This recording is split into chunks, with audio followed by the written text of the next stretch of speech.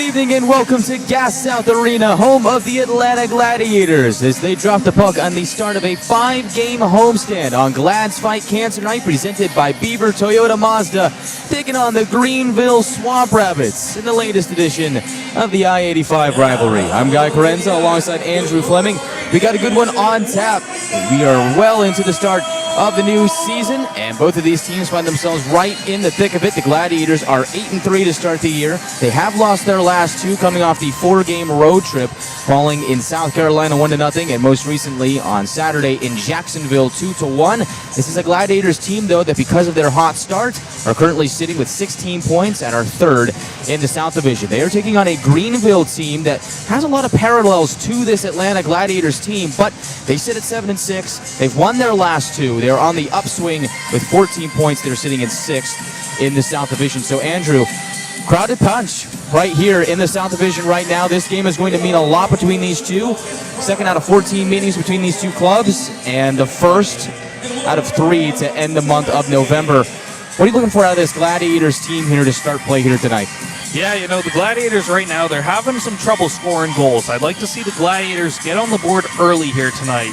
Coach Ginn, he's shaking up his lines a little bit here tonight from the last time that the Gladiators played a home team that a lot of fans saw. He played with the lines a little bit on the road, and now he's tweaking with them a little bit more, and I'm sure that you'll get more in depth on those lines as we get closer to puck drop. But usually when a coach does that, he's trying to do exactly what I talk about. They're trying to score more goals. You know, you're trying to try some different combinations, see if some lines click, see if you can build some different chemistry, because the Gladiators, obviously, we saw they scored 1 goal last week, and they got shut out once, and they scored 1 in the other game. So the Gladiators having a little trouble scoring goals right now. I'd like to see them strike early here tonight.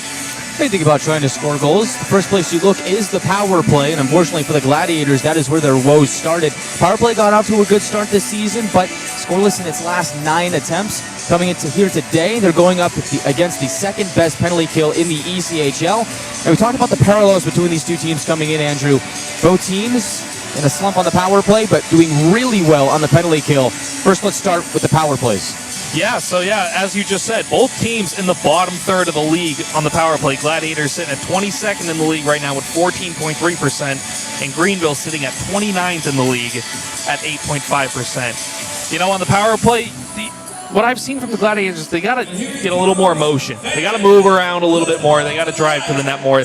They're playing on the perimeter a lot. And you know, you got to get to inside ice if you want to score goals. You're not going to score a lot from outside the dots. You got to get to inside ice if you want to score goals if you were the Gladiators on the power play.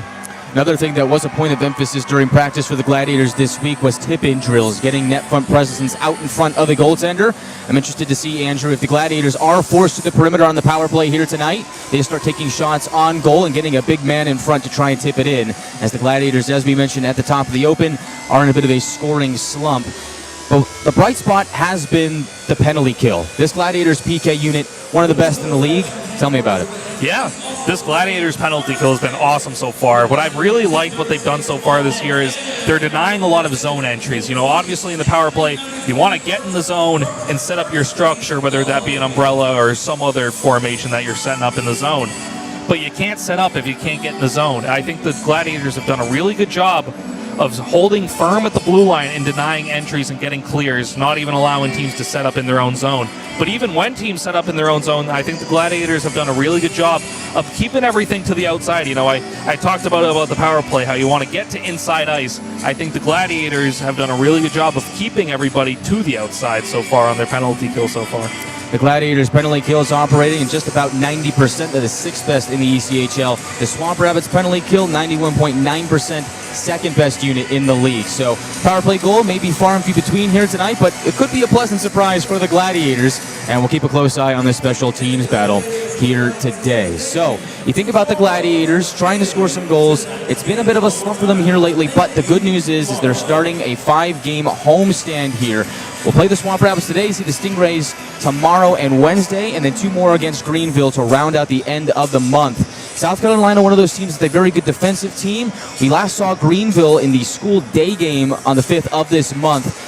What did you see out of the Swamp Rabbits game in that game, and how should the Gladiators attack that, trying to score here today? Yeah, I thought Greenville was really good in their own zone in that game. They kept the Gladiators to the outside a lot. The Gladiators weren't really generating many high danger chances. And as we talked about, Greenville's penalty kill was huge in that game. You know, they kept the Gladiators off the board on the power play that game. And I just think Greenville has been really good defensively so far. And they're getting able to chip in with a couple of goals here to keep themselves alive. But with Greenville, it all starts with their defense. And I thought they've had a really good start to the year on defense against the Gladiators in that school day game.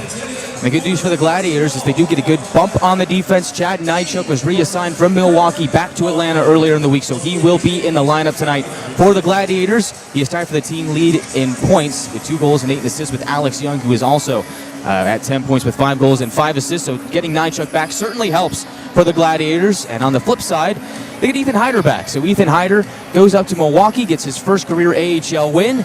He has been reassigned back to the Gladiators. He will be the starting netminder for Atlanta here today. His opposition across from him for Greenville will be Peters Charleston. So, Andrew, you see this goaltending matchup here today. Through the start of the season, outside the penalty kill, goaltending has been the Gladiators' biggest strength.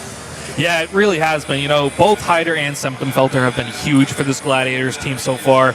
Hyder coming back down to Atlanta with a record of 4-1-0, 217 goals against average, and a .932 save percentage. Those numbers are amazing for a goaltender. If you're a coach and your goalie's putting up those numbers, you love it. Your goalie has those numbers, you're going to win a lot of games.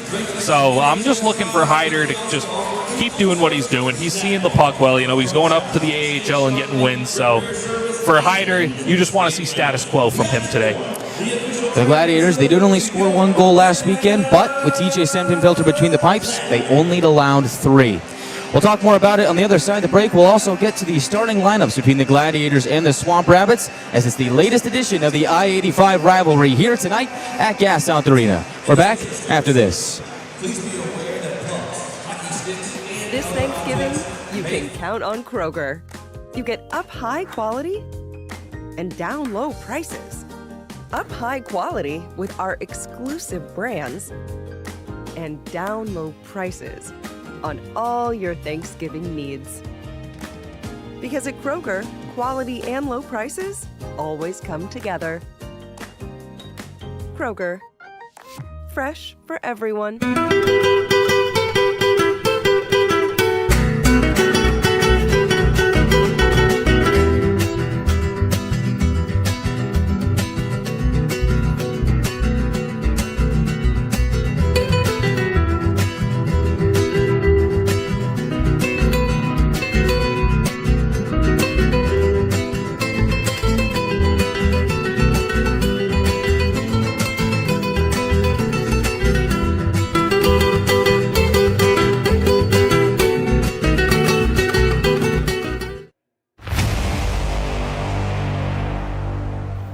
Tonight's game is brought to you by the ECHL, celebrating its 38th season of affordable family entertainment.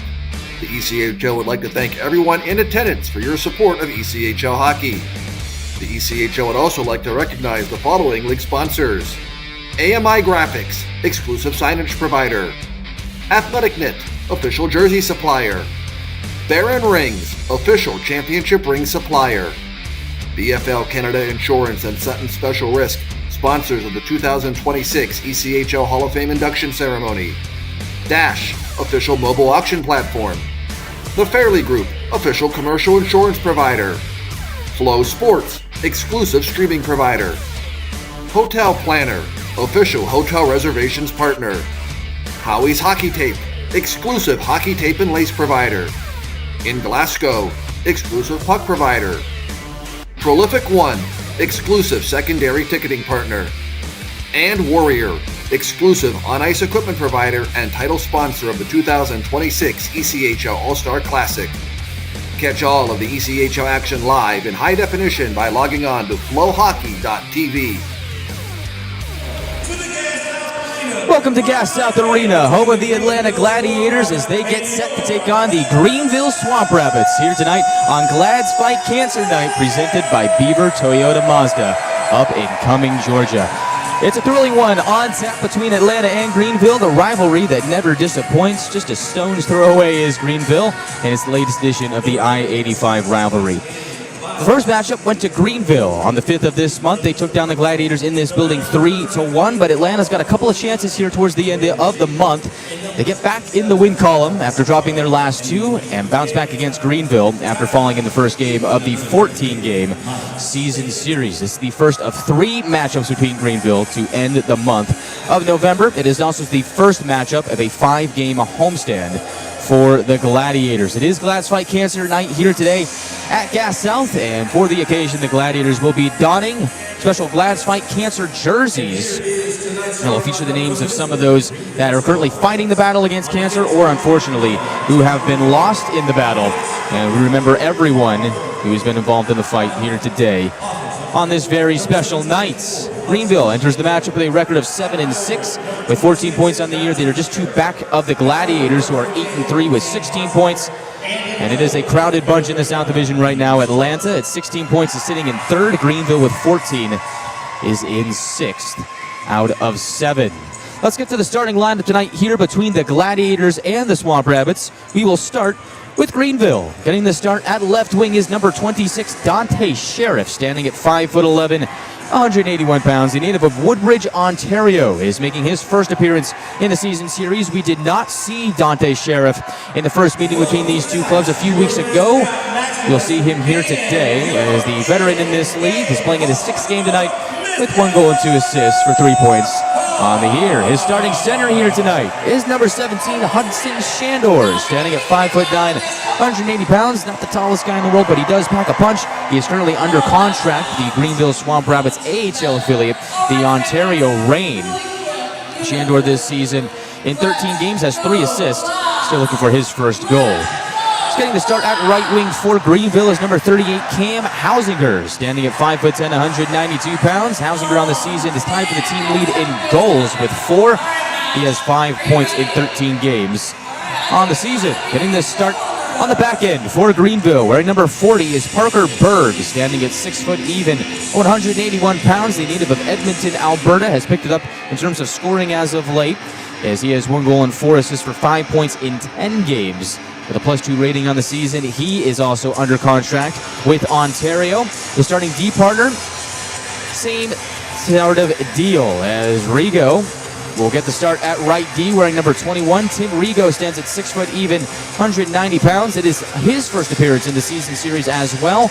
Was sent down to Greenville earlier in the week from the Ontario Reign. And in 5 games with the Swamp Rabbits this season, is still yet to register his first point.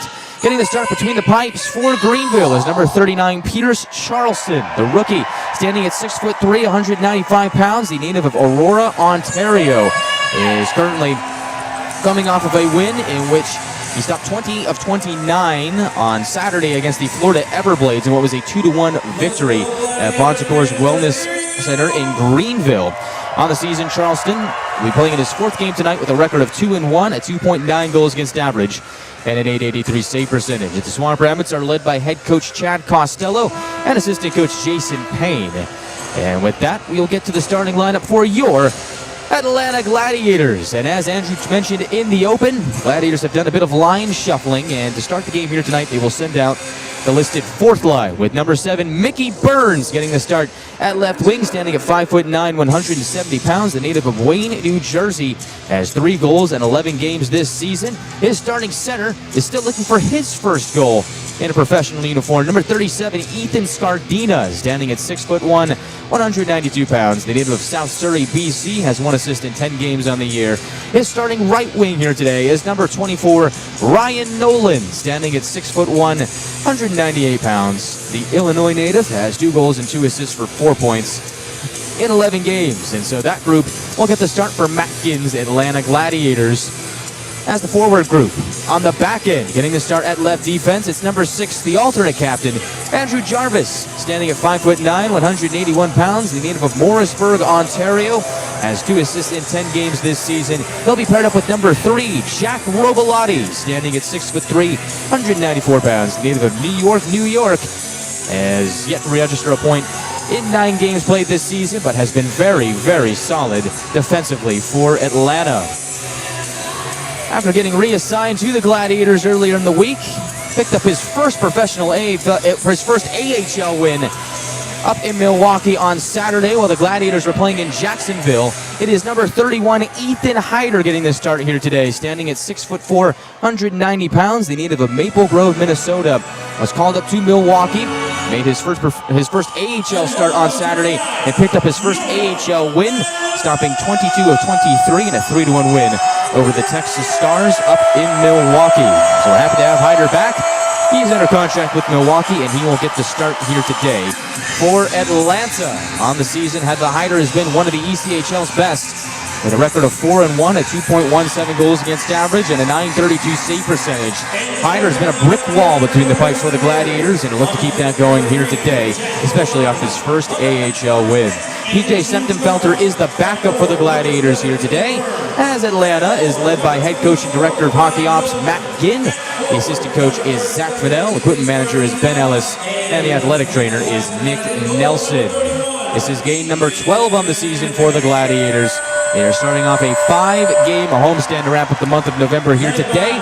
And Andrew, have always said that to be a good team, you have to win at home. To be a great team and a playoff team, you have to win on the road. Gladiators go 2-2 on the road trip, which is good enough, but feels like they got to win 3 out of 5 here on this homestand to really make it count in a crowded South Division to start the year. Yeah, you got a nice little homestand here going into and after Thanksgiving here. You'd love to pick up a couple of good points here against teams that you're going to see a lot this season in both, obviously, Greenville tonight and South Carolina. Got a couple games against them coming up. As you said, Guy, you'd love to pick up some points against these teams who you're going to see a lot. Both teams have hit the ice out there to get things started. Greenville wearing a blue jersey with orange numbers and white trim. They'll skip from left to right to begin play here today. The Gladiators on Glad's Fight Cancer Night, presented by Beaver Toyota Mazda Incoming, are wearing specialty jerseys for Glad's Fight Cancer Night. It is a white jersey with white numbers and a purple outline, and it is adorned with the names of those who are currently battling the fight against cancer or unfortunately have been lost in the fight. Either way, we honor and remember those affected by cancer here today. Gladiators will skate from right to left to begin play. Coming up next from Duluth, it is the national anthem, and when we return, first period puck drop between Atlanta and Greenville.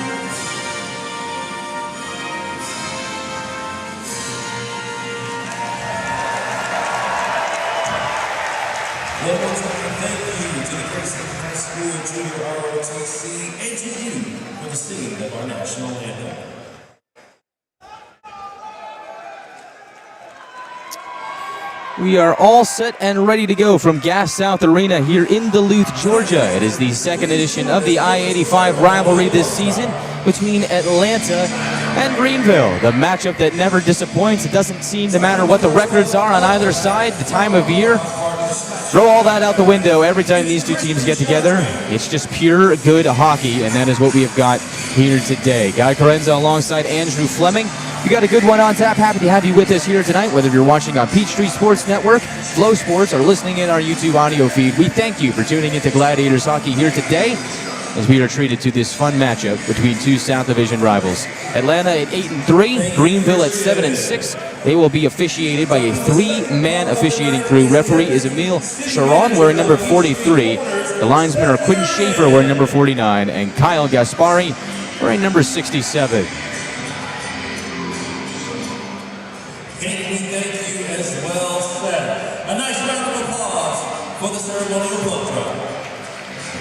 Ceremonial puck drop in the corner. Cody Sylvester there for Atlanta. Josh Atkinson for Greenville, the two respective captains for their clubs. The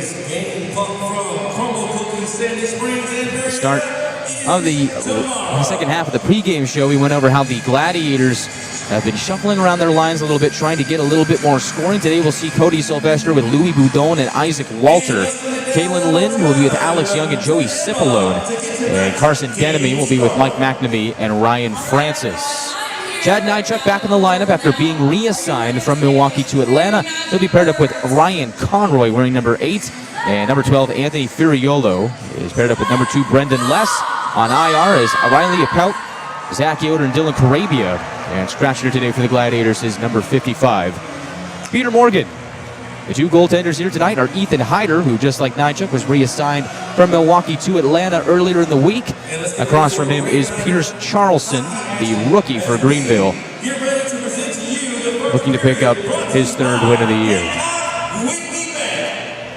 And so with that, Scardina will meet Shandor at center circle. Puck is dropped, Greenville wins it back, and away we go from Duluth. Greenville quickly pots it into the Atlanta end. Jarvis gets to it at the end wall, puck pinballs in front of Hyder. Dangling for a shot is Sheriff, and that goes away from the Gladiator netminder. Greenville continuing to cycle. Hausinger puts it to the goal line. Centering feed gets broken up. Sheriff on it, spits it towards the goal. Goes off the outside of the cage. El Tango in the near corner. Scardina digs it free and turns it over. Pass to the slot behind the intended receiver in Savoy. Gladiators come away unscathed. Greenville continues to possess. Savoy to the line. Has an open man. Shot is blocked. Bumbling to the far circle. It is collected by the Gladiators, and Jarvis will tip it out to the neutral zone. Coming right back in for Greenville, I believe was Savoy. Puck will go back down into the Greenville end, and that will be an icing 58 seconds in. Hot start for Greenville here. They break into the zone early, and they had a couple good minutes of possession there to open this game. A couple of decent opportunities. Gladiators got to get out of their zone a little bit smoother here. And if you're Chad Costello, the head coach of the Swamp Rabbits, that's exactly what you wanted to see. Face off to the left of Hyder, won by Greenville. Murray slides it across, shot by Atkinson through the slot and into the near corner. Greenville continuing to cycle the puck around. Conroy will gather it on the far wall. Loses an edge, but with a little bit of help is able to get it out to center, and Mickey Burns will jam it in. Atlanta gets its first line change in of the night. Meanwhile, Greenville possesses and moves up ice. Patrick Polino spins it to the left side. Savoy drops it back to Polino at the line. A shot is taken and is absorbed by Hyder. He freezes 1:32 into play. And we see our first bit of chaos to start the night. Nice easy save for Hyder there and open it up. Shot from the point. He's able to see it all the way through and just eats that one in his belly. Hyder has been one of the league's best goaltenders to start the year, coming off of his first AHL victory on Saturday. 3-1 win over the Texas Stars with the Milwaukee Admirals. Stopped 22 of 23. Congratulations to Ethan. Tonight he is making his sixth start in a Gladiator uniform this year. Greenville wins another face-off, charges to the end wall. Gladiators rip the puck away. Sylvester feeds it to the neutral zone. Boudon flings it to the right side. Walter shimmies to the end wall. They play it back up high. Shot from the line by Conroy. Into traffic and deflected wide. A collision on the end wall draws a penalty. Lads touch up, and let's see what we get. Looks like Walter got slammed into the end wall there. I don't even know if we're going to have a penalty here. I think it was just puck played with a high stick behind the net. It was a very awkward-looking play, but I do believe you're right, yeah. Probably should have been a penalty the way Walter got taken down behind the net. That's what had me fooled, but it appears like we will stay 5-on-5, and your assumption is correct.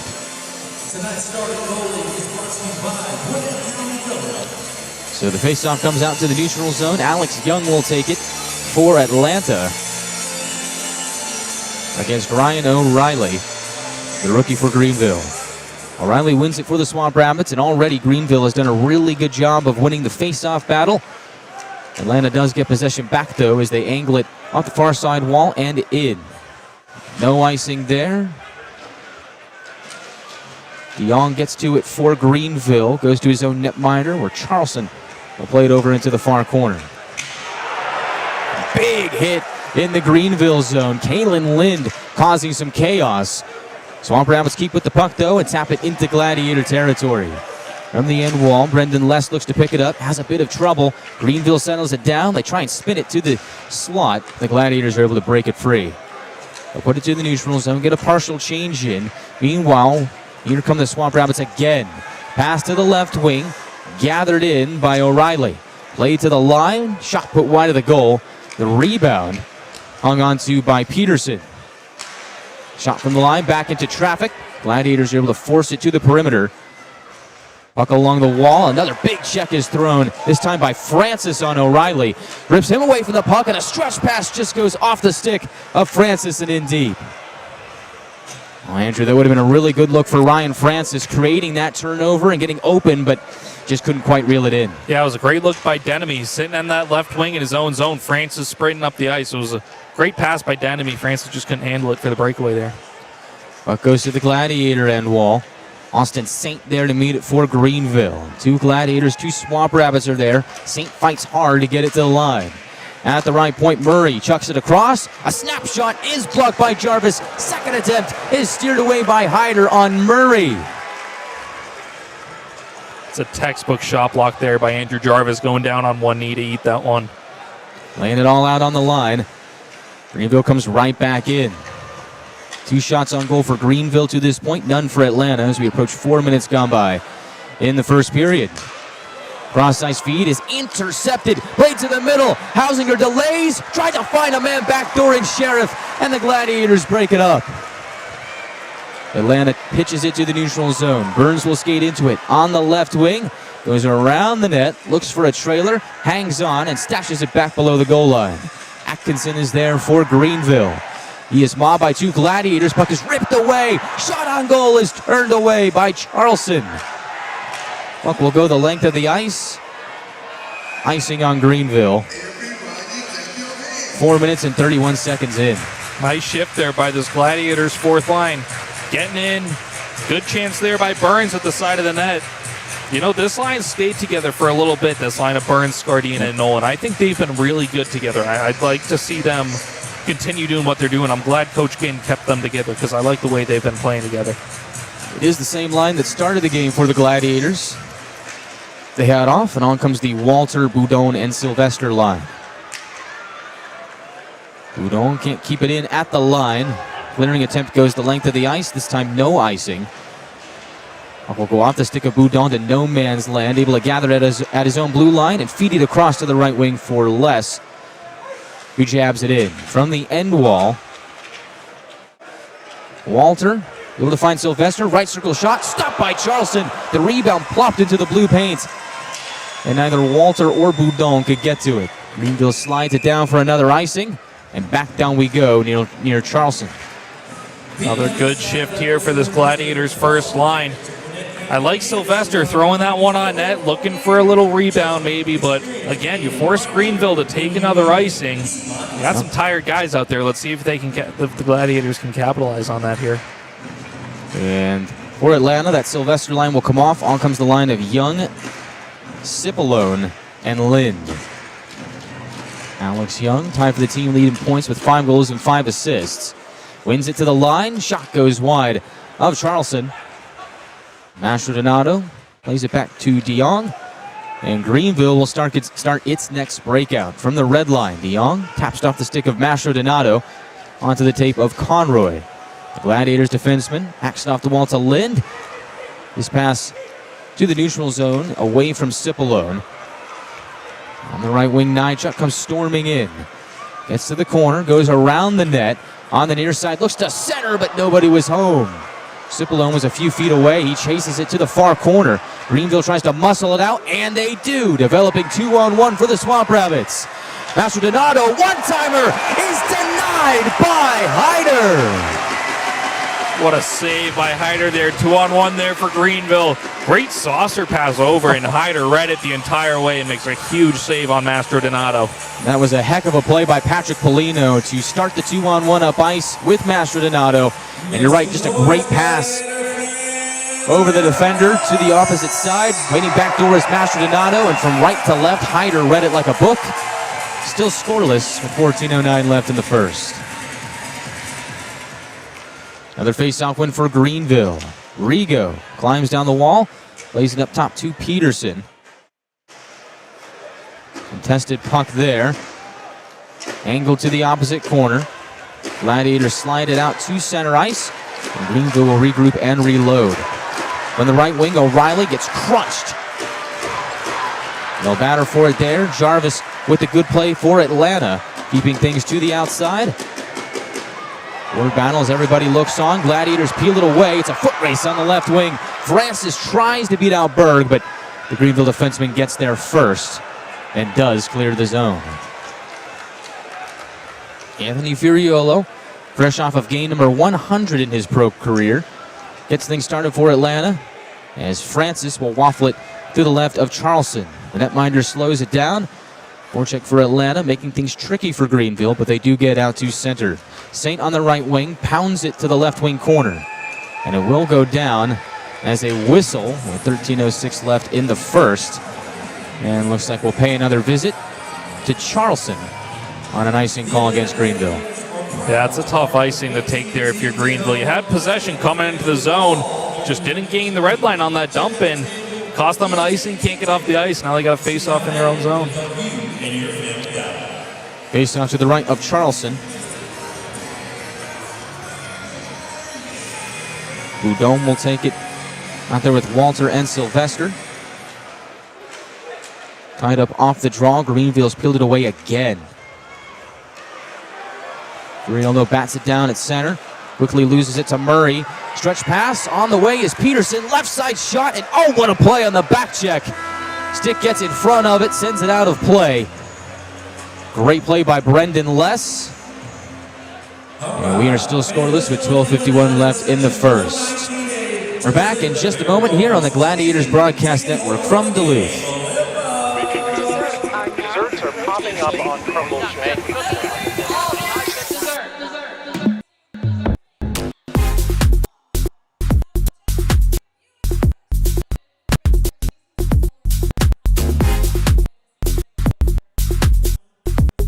More than just cookies.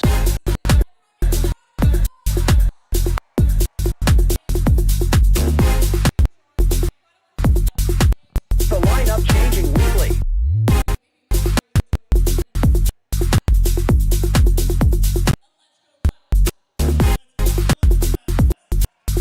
Desserts now in rotation.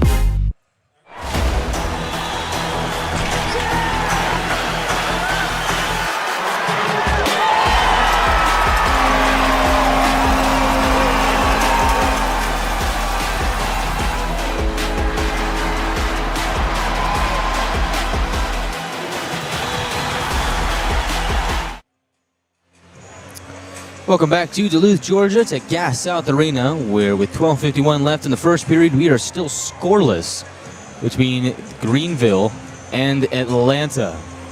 Scoring has been hard to come by for the Gladiators as of late, but for Greenville, it's kind of the same story, as both teams are towards the bottom of the league in goals for per game. Greenville at 2.46, 24th in the league. The Gladiators just a bit better, 2.64 goals per game, 22nd in the ECHL. Face-off to the right of Hyder. Face-off won by the Gladiators, and they will try to emerge from their own zone. Lind off the wall, puts it into open space for Cipolone.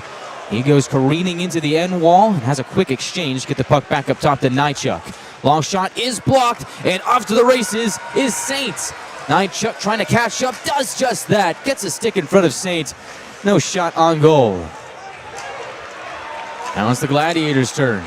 Lind climbs up ice, feeds it left side to Cipolone. Backhander goes upstairs and stays out. Charleston fights it off. Puck goes to the near wall. Young plays it to the right point. Across they go to Conroy. Tries to put it into open space. Looking for a deflection from Cipolone, moving from right to left. Made its way to Charleston, and he makes the save. Greenville dumps it into Atlanta ice and gets a much-needed line change in. All for the Gladiators is Mike McNamee in his line. With Ryan Francis and Carson Denemy, that trio storms up ice as the puck pickpocketed at the red line, but subsequently gets it back. Denemy throws it into no man's land, where it's gathered by the Swamp Rabbits. To force it out of their own zone, on the left wing, Shandor meets it in the far corner. Glads peel it away from him. On the right side, DeYoung puts a shot wide of the goal. Rebound available on the left wing. McNamee there for Atlanta. Floats it out to center behind Denemy. And now Greenville takes it away and turns up ice. Sheriff fakes a one-timer, now shoots. Shoulder saved by Hyder. Rebound available on the far side. Shandor looks, finds Sheriff below the goal line, takes a return feed, and fires a shot off the side of the cage. Nychuk. Couple of quick passes with Burns. Gains the attacking line, plays to the goal line, returned it to Burns, who fired high and wide. A couple of touch passes between those two to gain the offensive zone. Greenville comes barging to the Atlanta line and gets stuffed. Now Furiolo from the red line wires it around the boards. Burns meets it in the far corner. Puck just evades Ryan Nolan on the forecheck. Greenville bounces back out to center. Savoy off the wall to himself. He'll cycle around the zone, try to play it to the slot just away from Mastrodonato. And the puck will go tumbling back out to the neutral zone. It boomerangs back to the Gladiators' red line. Polino tries to feather it to the slot. Broken up nicely by the Gladiators. Conroy was there. Greenville keeps the puck on the near wall. Sheriff backhands it back to the slot, and again, a nice defensive play was made. Shot goes wide of the net from the line. Rigo working against Les on the near side. Plays it to the line. Shot by Polino. Goes off a body at the goal line and into the arms of the Gladiators. Furiolo lifts it out to center, where it's regathered by Greenville. 9:40 left in the first period. Still no score between the Gladiators and the Swamp Rabbits. Gladiators are wearing Glad's Fight Cancer-themed jerseys as a long shot is steered away by Hyder. It is a white number on a lavender base on a white gradient, so it's kind of tough to see. Right side shot by Sylvester is fanned on, goes to the slot, and a save is made by Charleston. Wow, that puck somehow just ended up on the stick of Isaac Walter, wide open in the slot. He puts a good backhander on net, but a better save by Charleston there. Shot count reads 5-3 in favor of Greenville. 8:57 left in the first period. Word battle is won by the Gladiators on the Greenville blue line. Although Greenville is able to get a piece of the puck and knock it to Atlanta's blue line. For Nychuk, will just float it wide of Charleston. And Greenville will now storm back up ice. Come in on the left side, drive it around to the right corner, where it's met by O'Hara. Sylvester peels it away from him, plays it into an open area for Jarvis on the right wing. Jarvis takes a check, but not before he delivers it to the Greenville blue line. Gladiators get caught for a delayed offside, so they have to tie up. Lind is able to pop it to the near corner as Atlanta gets a line change in the process. Greenville lifts it to the Atlanta goal line. Bouncing puck settled down by Les. Former member of the Adirondack Thunder gets it to the line, but not out. Held in by Saint. Played back to Les in the far corner. This time he puts a lot of effort into it. Gets it out to the neutral zone to Lynn. Lynn put a little bit of force on DeYoung.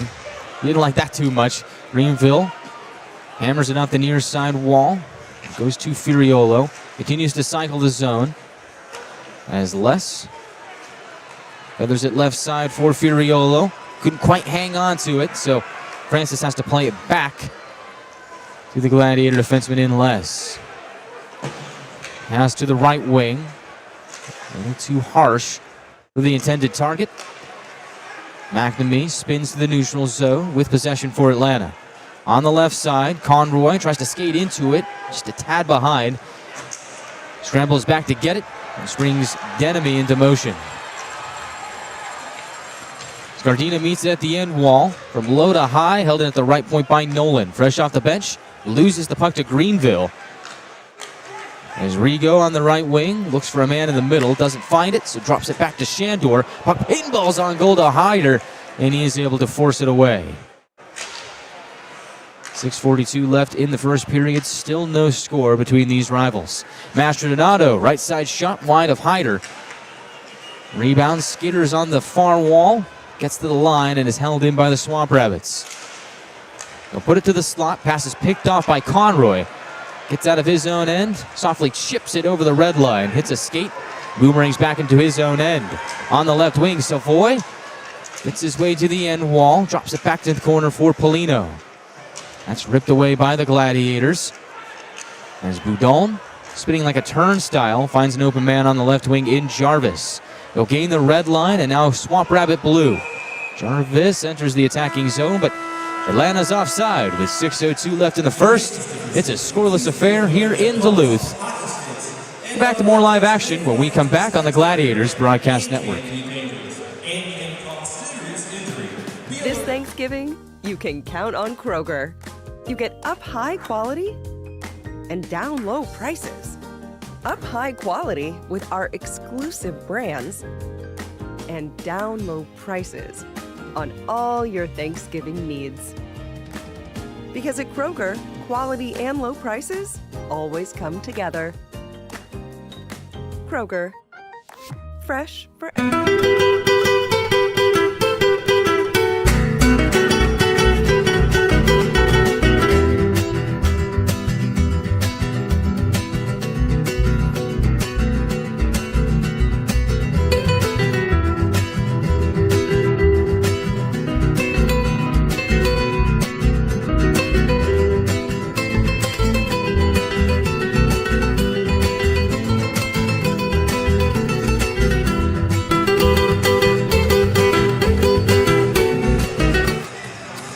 Back here at Gas South Arena, still no score. Guy Chiarenza alongside Andrew Fleming. Swamp Rabbits out shooting the Gladiators 6-5 to this point. What has been a bit of a sloppy first period on both sides. Greenville started with the better of the chances between the two. But as of late, it's been back and forth dump and chase as both squads try and get something going offensively. Look to crack the deadlock to start the game. Greenville from their own back end plays it to the far wall. They'll chuck it across to the right wing where it's reeled in by O'Hara. Drops it back to Murray, drifting towards his left, fires on goal. Pad save made by Hyder. Rebound to O'Hara. Takes a shot from the high slot. It is blocked by Jarvis. Pokes it out to center. Takes a check in the process from O'Hara. He's lost his stick, and Jarvis will go to the bench.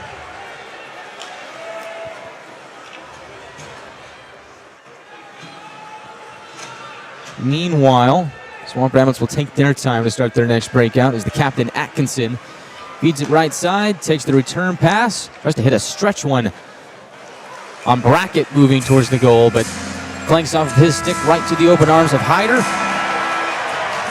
Whistle blows, a little bit of rough stuff in between, but all in all, still scoreless at Gas South.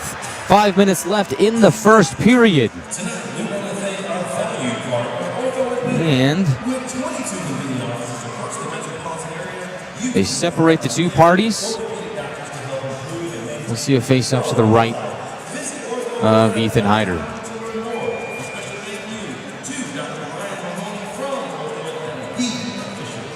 Ben Poisson will take the faceoff for Greenville. They've been good in the faceoff circle, and they've won another. De Jong for the right point. Tries to put it on goal. Shot goes off a leg. Greenville will steer it to the end wall where it's reeled in by Brackett. Fighting against Furiolo. Hangs onto the puck. Drops it off to a trailer in Saint.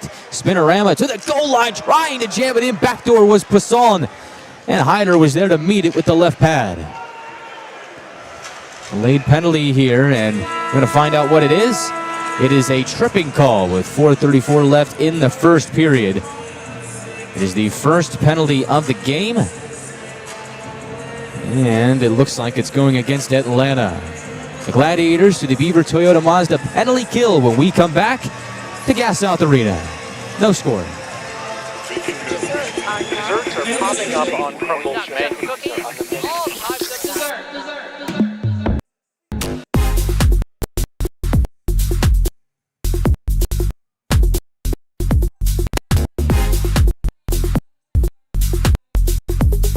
More than just cookies.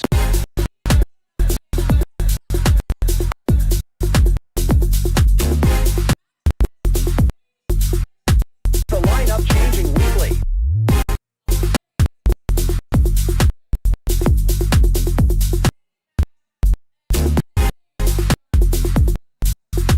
Desserts now in rotation.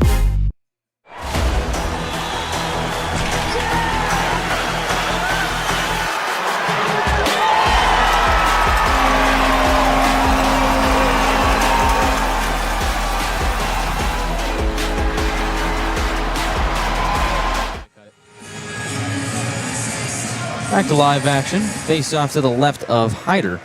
Won by Greenville. Oh, down low it goes. On the right wing, Savoy feeds it to the middle. Polino whiffs on a one-time shot from the high slot. Gladiators shuffle it down. That's a good way to start the penalty kill. Gladiators PK, one of the best in the league. Here's a takeaway for the Gladiators. Denemy shorthanded, backhand try. Flutters wide of the goal. Nice shorthanded bid there from Denemy. Chips it out of the zone to himself. Goes in on that breakaway. But a nice save by Charleston there with the glove. Always going to keep your eyes peeled for the Gladiators shorthanded. 5 shorthanded goals this year. Second most in the ECHL behind Toledo, who has 8. Meanwhile, the Greenville power play, struggling as of late, 8.5% on the year, 29th. Second worst figure in the ECHL. Leno from the right corner, flings it to the left. Greenville cycles around the zone. Lavelle rushes it right side. Polino from the point fires. It's blocked by Jarvis. He's feeling that one a little bit. Atkinson back to the line. Lavelle drops it to Polino. He'll hold and shoot into the gullet of Hyder. He eats that one up and freezes with 33 seconds left on the tripping penalty to Alex Young. Yeah, as I talked about in the pregame show, Gladiators penalty kill doing a really good job of keeping everything to the outside there. Again, that last chance right there from Greenville, just a shot from the point. Gladiators D-men do a good job of boxing out the net front, and it's an easy save for Hyder. He sees it all the way through. Face off to the left of Hyder. Greenville still on the power play. Face-off is won by the Swamp Rabbits. They'll play it to the line. Berg. The top of the right circle for Atkinson. Has a man down low. Shandor tries to feed it to the middle. Broken up nicely by Nychuk. Great play by Nychuk there, going down on all fours to break up that pass. Berg walks the line. Drifting towards his left. Feeds it towards his right. From the right circle, Shandor fakes the one-timer. Plays it up top to Rigo. They'll hammer it down low. Back up to the right point. Berg. Penalty expires. Successful kill for the Gladiators. We're back to even strength. And it goes in. A sneaky shot. Ends up behind Hyder. And the Swamp Rabbits take a 1-0 lead. Yeah, looks just a play from the corner there. Ends up in the back of the Gladiators' net. So after a successful penalty kill, a sneaky shot gets by Ethan Hyder. And it is a 1-0 Swamp Rabbit lead. Yeah, that's always the worst for a team. You know, you have a good kill there, and then just as the penalty expires, you got Young coming out of the box to get back into the play. Puck ends up in the backyard net. And it looks like there's some discussion going on. They're going to take this to video replay. So we'll see if we get another look at it here in-house. Could be a potential kicking motion here from what I saw. Looked like that backdoor play. I couldn't tell if it went off a skate or a stick. On the way, we will get a good look at it here. And they cut out the replay right before the play starts. So Right as we were going to see it. I think this might have something to do, Andrew, with per league rules. I don't think you are allowed to show the replay like that in-house until after the decision is made by the officiating crew, as to not have the crowd influence their decision. So I think that's why that was cut off at the last second, probably for good reasons. So we will await the official call. So keep in mind, it is a 3-man officiating crew here today. Our referee, Emile Sharon, number 43, has got the iPad between the 2 penalty boxes. In there with him is number 67, the linesman Kyle Gaspari.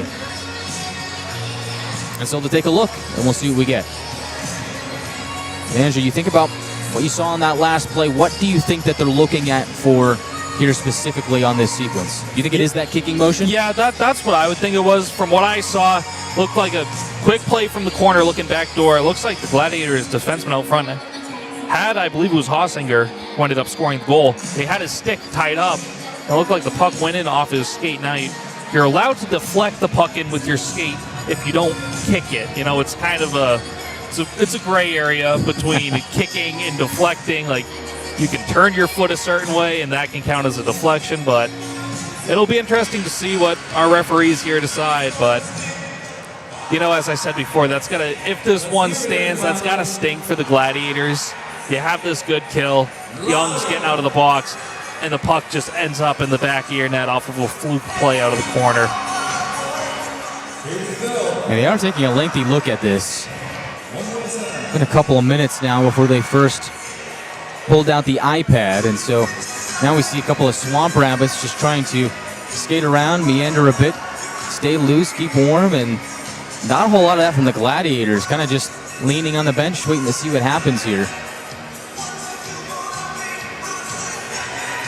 And this is the first instance this year in a game where we have seen the video replay come into effect. So this is game number 12 for the Gladiators. And I believe, if my memory serves correct, this is the first time all year that we have seen this. And it definitely is the first time at home. So this is game number 6 at home for the Gladiators, who are 4-1 on home ice this year. In fact, that lone loss at home did come to the Swamp Rabbits on the 5th of this month. It was a 3-1 loss on a morning game, the 10:30 start time on a Wednesday to start the month. So they're still taking a look at this, and this has gotten a bit lengthy. So I wonder, I think back to the call on the ice, at what point do they just say it's inconclusive and we just go with the call on the ice here? Yeah, you know, if you can't figure out if it was a kick or not, you got to go with the call on the ice. But you got to think the longer this review goes on, the better it is for the Gladiators. You know, they're looking for a reason to overturn this, but it looks like we got a decision here. So our 2 stripes are going to put the buckets back on. Tighten up the chin strap, and let's see what we got. It is a good goal. So Cam Hausinger gets it for Greenville. Should get another look at the replay in-house here, as Hausinger picks up goal number 5 on the season to lead the Swamp Rabbits.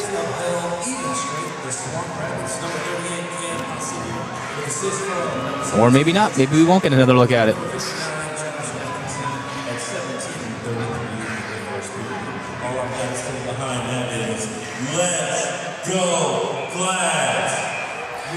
So it's Hausinger from Shandor and Atkinson to give Greenville a 1-0 lead.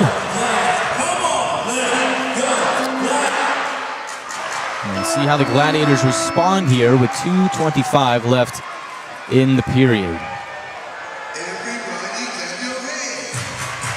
I think this next shift, Andrew, is going to be pretty critical for the Gladiators. You got to get some momentum going here. Now being outshot 10-6. just allowed a wacky goal to fall behind early in this game, so to speak. Yeah, you got to get something going on this shift, whether it's just a good chance, you put one in the back of the net, you just need something to try and change this momentum. Let it be a big hit or something, you know? Greenville back on the attack. Long shot deflected wide of Hyder. O'Reilly to the end wall, has it squashed off of his stick by Les. He'll collect it in the far corner. Twist around to the opposite side, looking for Furiolo just out of his reach.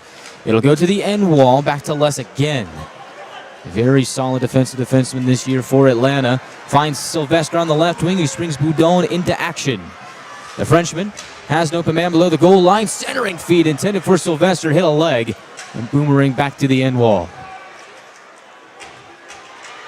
Bodies come together there. Atlanta squeaks free. Walter tried to find Sylvester in the slot. Again, it just evades the captain. Now the puck will leap out of play to the netting on the end wall with 1:28 left in the first. Not a bad shift for that trio. No, I thought it was a really good breakout of their own zone and a break in to the Greenville zone. Puck comes up to Sylvester on the wing. He's able to spring Boudon. Boudon gets to the blue line, has nothing, chips it in and goes and gets it himself. And Walter almost had Sylvester in the slot there for a good opportunity. So great shift by that line there. Gladiators win the offensive zone face-off. Young fights to keep it in the zone. Locates Francis on the far corner. He gets scrubbed off the puck, so Young scrambles back to keep the puck down deep in Greenville territory. Out of the pile, they play it to the line. Jarvis a shot into the glove of Charlson. He freezes with 1:10 to go. I like the shot by Jarvis there from the point. Good rotation up high from Francis up to Jarvis at the point, but you'd like to see a little more of a net front presence there, getting in the eyes of Charlson so we can't see that shot, or maybe, as you said, they were working on tipping. Maybe tip a shot in, you know? That was a point of emphasis for the Gladiators this week in practice. A lot of tip-in drills, trying to screen netminders and to flag pucks out of the air from long-range shots like that one from Jarvis. And see if the Gladiators can get a goal out of it here today. Murray scoots it out to the neutral zone for Greenville. Looking for Mastro Donato at the line, just evaded him. And so now Atlanta, quick pass on the fly. McNamee's in on the left wing. Rips a shot that's steered away by the blocker of Charlson. Over on the left wing, held in by Nychuk. Series of passes, gets to the goal line. Francis spinning, tries to get away around Atkinson. Needs a little bit of extra help to do it. Puck leaks over to the near corner. Young sidesteps the pressure. Pass from low to high. Jarvis exchanges. Nychuk feeds it to the right side, and it's broken up by the Swamp Rabbits. Nychuk and Conroy, the two men back for Atlanta. Mastro Donato from the right circle takes a shot. That goes wide. And behind the play, Nychuk getting into it with Savoy as fans ooh and ah. 1 second left, and time runs out on the first period. Greenville will have the lead through one at 1-0, but afterwards, Kalen Lind took a spill, and he is holding the back of his head, so hopefully he'd not get bumped too hard and hit his head on the ice. We'll see if there's any penalties that come out of that skirmish to end the first period, but all in all, the Swamp Rabbits outshoot the Gladiators 10-8, and they lead 1-0 on Cam Hausinger's 5th goal of the year in a period that Atlanta would like to have back. We'll preview the second period of play, talk about what we just saw in the first. As coming up next here on the Gladiators Hockey Network is the first intermission report, as Kalen Lind being helped off the ice by athletic trainer Nick Nelson. We'll keep an eye on that storyline, as hopefully Lind's all right and is able to return for the second period. All that coming up next on the first intermission report when we come back here to Atlanta. Desserts are popping up on Crumble's menu. All types of dessert.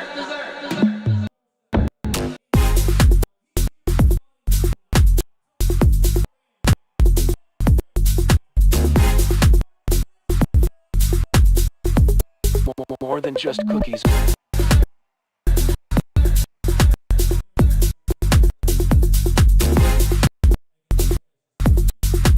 Phone up changing weekly.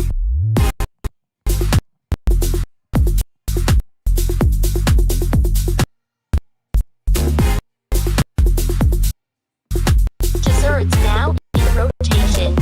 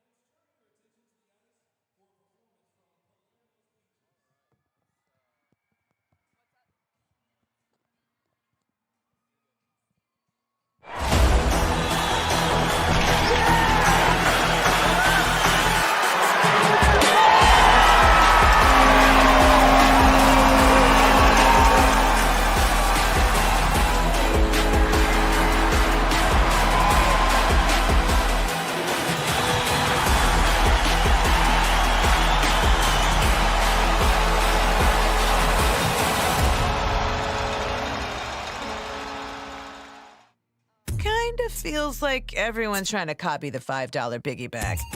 So how can you spot a knockoff? It won't taste like Wendy's. This job is easy. When the deal is as fresh as the meal, gotta be Wendy's. Gotta be fresh. Sometimes life's collisions leave us feeling off balance. But at 100% Chiropractic, we know how to get you back on track. We don't just straighten you out, we empower you. We educate you on how to get to the root cause and give you a play-by-play strategy on how to get you back to 100%. We even use lasers.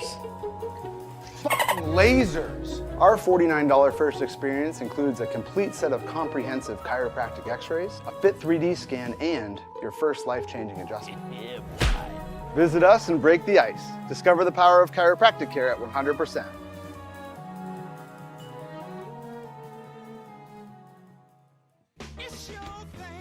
When you need inspiration, it's worth shopping Kroger. For thousands of appetizing ingredients that inspire countless mouth-watering meals.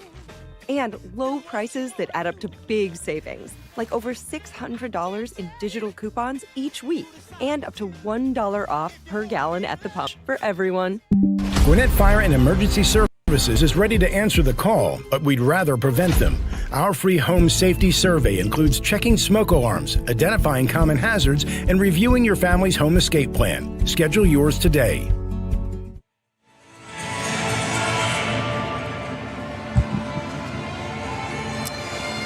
Welcome back to Gas South Arena, where after one period of play, the Greenville Swamp Rabbits have a 1-0 lead over the Atlanta Gladiators. Guy Chiarenza alongside Shelby Rabideau.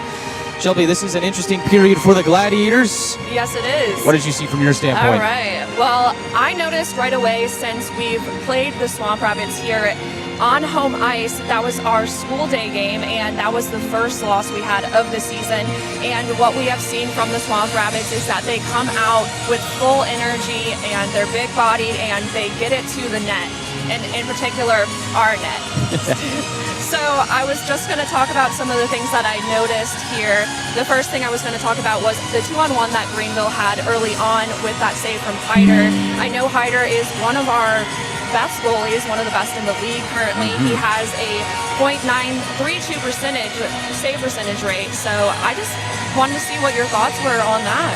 I mean, Ethan Hyder's been incredible all season long for the Gladiators. I mean, he really has been a special talent for this club. And, you know, coming back in his second year with the club, it was going to be interesting to see how that net battle was going to be between him and Septenfelter. But really, they've shared the workload. And so Hyder goes up to Milwaukee last week, picks up his first AHL win, a very good outing for him, stopping 22-23 in the win over Texas. And TJ Septenfelter comes in, earns the net, has back-to-back starts, and plays very, very well for the Gladiators despite the two losses. And so you think about what the Gladiators have been able to do between the pipes this season.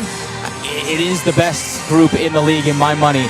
With the way that Hyder's played, with the way that Septenfelter has played, it feels like it's a 1A, 1B situation. And so watching them through training camp, it wasn't ever a question of who might be the 1A or, who might be that first netminder. It always felt like it was going to be a rotational basis, and that's what we've seen between these two. So it's really not a shock to me to see that after Septemfelter gets the 2 games last weekend, Hyder gets this game here today.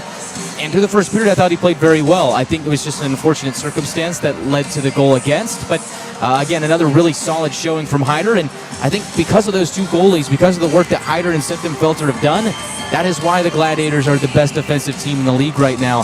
The structure in front of them has been fantastic, but those 2 netminders, they make fantastic saves, and that's why the Gladiators are only allowing about a goal and a half against so far this season. Yeah, our goaltenders are amazing, but we also have pretty good defense. Our penalty kill is doing amazing. We had one of those today as well, and I believe we are the 5th in the league for penalty kills. Yeah, the Gladiators have done a really nice job on the penalty kill as of late, and I think back over the last few games, with the kill here to open the game here today, Atlanta has now gone 11 of 11 on the PK over its last 3 games, and now here this first period. So this is one of the best units in the league for a reason. They do a really good job of keeping things to the outside, but I think what has gone underrated and maybe a little bit unnoticed is the shot blocking. We saw some big shot blocks, especially from Andrew Jarvis on that PK, and you can see Greenville really trying to keep things moving around the outside. Atlanta doing a nice job of keeping them to the perimeter, but you saw the Swamp Rabbits always in motion, trying to find the open man for the shot. When they did, there was always a Gladiator there to block it. So great penalty kill for the Gladiators. Does go down as a successful Beaver Toyota Mazda penalty kill, but it was happening in the moments afterwards. That was a bit unfortunate for the Gladiators, but overall, business as usual. Great kill for that group. Yes, and do you want to talk about the goal? It was a bit of a weird one. Let's do it. So Cam Hausinger picks up his 5th goal of the year. It was one of those plays where you blink and you miss it. And so puck ends up in the back of the net. Sneaky play. They take it to video review, and that was a pretty lengthy review that we saw there. Andrew and I were talking about how we thought that they might have been looking for a kicking motion after maybe what was a 5-minute delay, maybe a little bit longer. They take a look at the iPad. They conclude that the call on the ice stands and it was a good goal. So for Greenville, that's a great break for them. And quite honestly, I feel like they kind of deserved it with the way that they came out and played to start the first period. It felt like the Gladiators were on their heels for a little bit for parts of the first. They did have some good chances, creating things off of turnovers, but it was a little bit of a sloppy period for the Gladiators. Greenville is able to get that sneaky goal, and that's why they're up by 1. But I think with the way that Greenville played to start the first period, they do deserve to at least have 1. Yeah, it was a lot of back and forth, but I will say I noticed a little bit more of Greenville getting those turnovers and bringing it back into the Gladiator zone. Yeah, the Swamp Rabbits did a really good job of taking pucks away, and that's kind of what we saw towards the end of the first period, was just a lot of contested pucks in the neutral zone. Felt like possession was going back and forth. And, I remember when we had quick back-to-back TV timeouts, Andrew and I off the air kind of noted that it's been a bit of a sloppy game, and it felt that way really towards the end of the period, where nobody really had quite a hand on possession. Greenville stormed back with a couple of good chances to end the period, but all in all, it was a little bit muddy towards the end of that period. So I think here in the second, I'd like to see the Gladiators play a little bit more confident. Try and keep the puck on your stick a little bit longer. Just try and make those plays where you're certain that it's going to end up in the right spot. Because for the Gladiators right now, you're in a scoring slump. You're trying to find a way to put pucks in the back of the net. The best thing you can do is not turn the puck over. So it just goes back to making smart decisions and playing with confidence. If the Gladiators do that here in the second period, I like their chances to get on the board here in the second. Yeah, I noticed at the end of the first period, you and Andrew were talking about having someone in front of the net when you have those chances to get a point, get a goal, and talking about tip-ins. Do you think that's something you want to see more of the Gladiators work on in the future? Absolutely, and I would say that Matt Ginn and Zach Vanell, the coaching staff for the Gladiators, would say the same thing. We saw a lot of tip-in practice drills throughout the course of the week for the Gladiators. And one of the best things you can do when you're in a scoring slump is just put pucks on goal. For the Gladiators, they put 8 shots on goal here in the first period. I'd like to see them do a little bit more in the second period, but I think the thought and the intent was there. There were a couple of sequences where we saw them get a big body out in front and just try and take shots from defensemen, either creeping in or maybe shots from off the wall, where you put that body in front to try and get a tip in in front of the goaltender, or at least get a screen to where he can't see it and it ends up in the back of the net. So the thought is there for the Gladiators. I'd like to see them expand on it a little bit more in the second period, but overall it seems like they're getting very close to executing that play. Yeah, I made a note of some of the chances that we got. We saw Cipollone get a good chance early on, and I know that he's been bouncing around from different lines so far this season. Are you liking where he's at right now, or do you see him on a different line in the future? I think Joey Cipollone is one of those guys where you can just put him anywhere and he's going to thrive. We've seen it throughout the course of the season. He's got 3 goals and 2 assists for the Gladiators and had a goal in their last game against Jacksonville just because of how tenacious he is. He doesn't quit on plays, and he's very smart. He's able to survey the ice and get a good read of where the puck is and where he needs to be. And so in the game against Jacksonville, he does just that and creates a turnover and then scores off of it. So we saw some similar plays like that from him here in the first period. Watch out for him, because I feel like as of late, he's been one of the hotter guys on this roster in terms of point production. So we'll see if he becomes an X factor here for the Gladiators here in the second stages of this game. Yeah, and then another person I noticed was Dinamine having that breakaway during the penalty kill. And I know we have seen some shorthanded goals here in Gas South. Do you think maybe we might see some anytime soon? Well, you can't put it out of the question, can you? Because it's a bit of a deja vu play there for Carson Dinamine. We did see him score a shorthanded goal in this building earlier on in the season. So it's just another great play by Dinamine. I mean, he's able to read that play, and he's kind of a similar player to, I feel like, Joey Cipollone, to where he's very hard on plays, smart, knows where he needs to put his stick to create those turnovers. And so he gets that play there and has a good scoring chance off of it. So I think he's been a really, really good asset to this Gladiators penalty kill. And he's one of the reasons why they do have the second most shorthanded goals in the league this season. So I definitely wouldn't put it out of the question. I really like what that group has done so far this season. All right. Greenville up 1-0 over the Gladiators. We're approaching second period action. We come back, we'll have more for you on the tail end of the first intermission report. Once again, it's Greenville 1, Atlanta 0. We are back in just a moment here on the first intermission report from Duluth.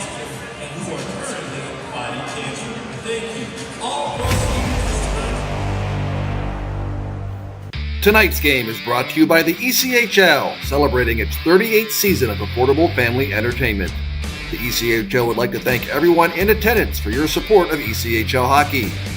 The ECHL would also like to recognize the following league sponsors: AMI Graphics, exclusive signage provider; Athletic Knit, official jersey supplier; Baron Rings, official championship ring supplier; BFL Canada Insurance and Sutton Special Risk, sponsors of the 2026 ECHL Hall of Fame induction ceremony; Dash, official mobile auction platform; The Fairley Group, official commercial insurance provider; Flow Sports, exclusive streaming provider; Hotel Planner, official hotel reservations partner; Howie's Hockey Tape, exclusive hockey tape and lace provider; In Glasgow, exclusive puck provider; Prolific One, exclusive secondary ticketing partner; and Warrior, exclusive on-ice equipment provider and title sponsor of the 2026 ECHL All-Star Classic.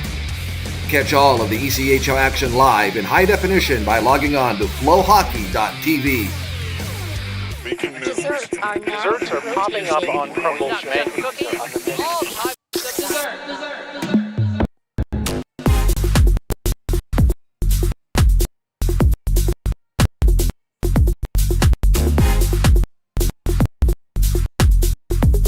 More than just cookies.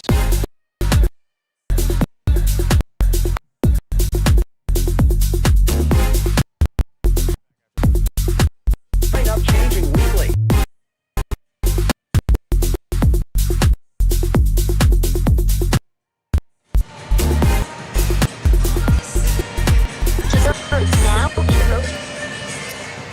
Welcome back to the tail end of the first intermission report here from Duluth. Greenville leads it 1-0 after one period of play.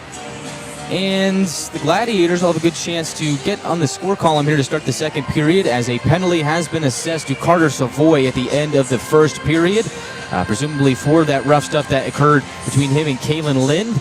So the Gladiators will start the second period on the eco-electric power play. Shelby, I really think that this is a chance for the Gladiators to not just jumpstart that power play, but finally get on the score sheet here in today's game. Do you think that they'll actually score on a power play?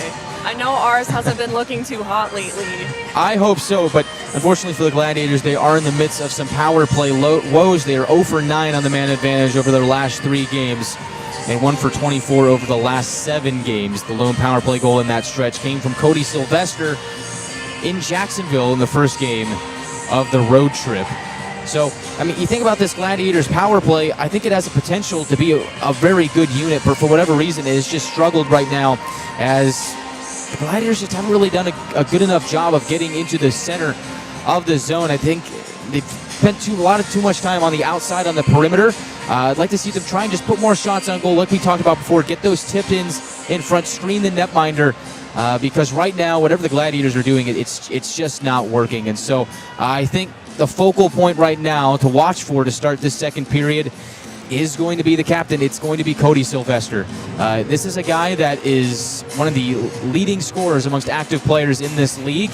He's one of the best. There's a good chance that his number gets retired here someday soon in Gas South Arena once he calls it quits. But right now he's in a scoring slump. 1 goal and 2 assists to start the season is a bit uncharacteristic for him. So I think here on this power play, watch for number 16, watch for him from the circle, and let's see if they can try and set him up for that one-timer that we saw him score on in Jacksonville. And that might be enough for the Gladiators to finally break their power play woes and for Cody Sylvester to get back on the score sheet. As like I said right now, the Gladiators just need to get something going their way. I definitely want to see them win more face-offs in this next period. I noticed that Greenville was winning a lot of those. I think that will definitely help their play in this next period. Well, absolutely. I think for the Gladiators, you need to find a way to win those battles at the dot. As you mentioned, Greenville was winning the majority of them throughout the course of the first period. And, I mean, face-offs are huge. It's one of those underrated points in a hockey game where, you know, the puck is dropped, you win it, and you have possession, and you have the chance to break out and go up ice and do whatever you're going to do. So I think for the Gladiators, you don't want to play behind in that regard. You want to have the puck. You want to have possession.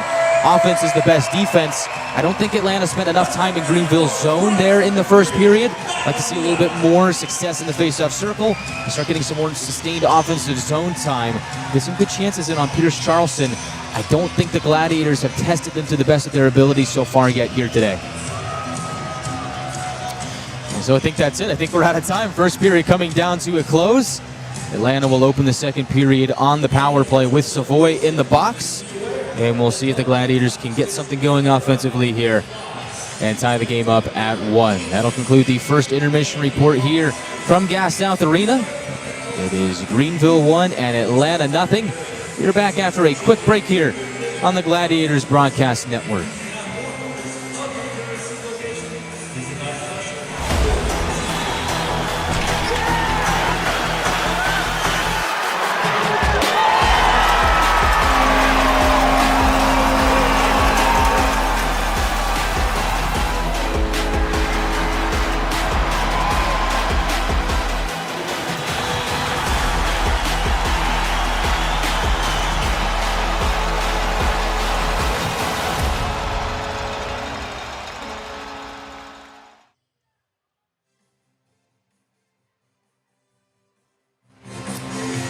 We're getting set for an exciting second period here between the Gladiators and the Swamp Rabbits. Greenville has the lead 1-0. After 1 period of play, Andrew Fleming is off on assignment. So, Chiarenza with you here for the start of the second period. Greenville outshooting Atlanta 10-8 through 1 period of play. And it really feels like this power play is a good opportunity for the Gladiators to, if they don't score, at least generate some good momentum. We'll see McNamee, Boudon, Francis, Nychuk, and Sylvester as the 5 to start the second period on the man advantage for the Gladiators. So to the eco-electric power play we go. And we'll see if Atlanta can make something out of it.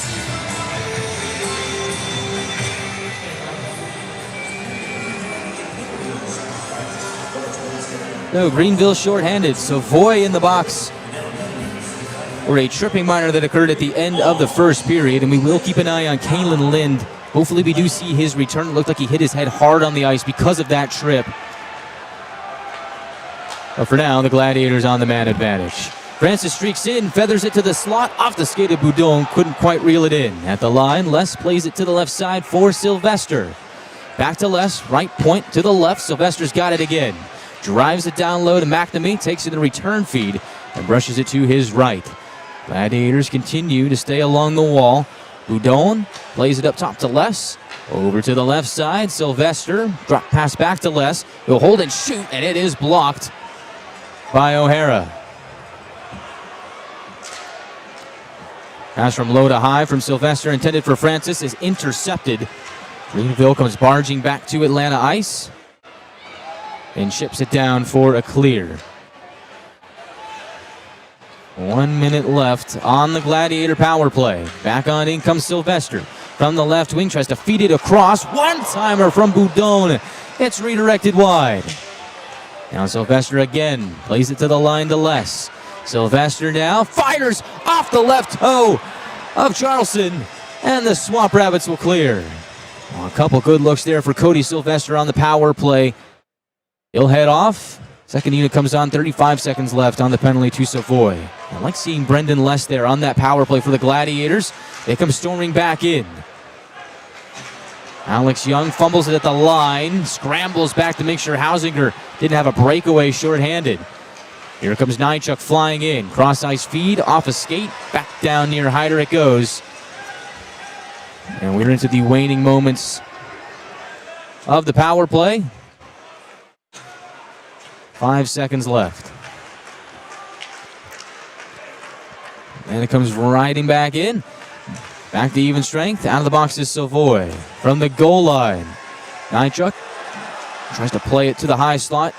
Goes to no man's land. Savoy picks it up. Dangles to the slot and fires. Stopped by Hyder. Juggled the rebound, but he does have it. He will freeze. 2:16 into period 2. And unfortunately for the Gladiators, it is another unsuccessful Eco-Electric power play. But good puck movement and a couple of good shots by Cody Sylvester. And I think the biggest thing out of all of note is Brendan Les on that first unit for the Gladiators. So, shot from the right circle goes wide of Hyder.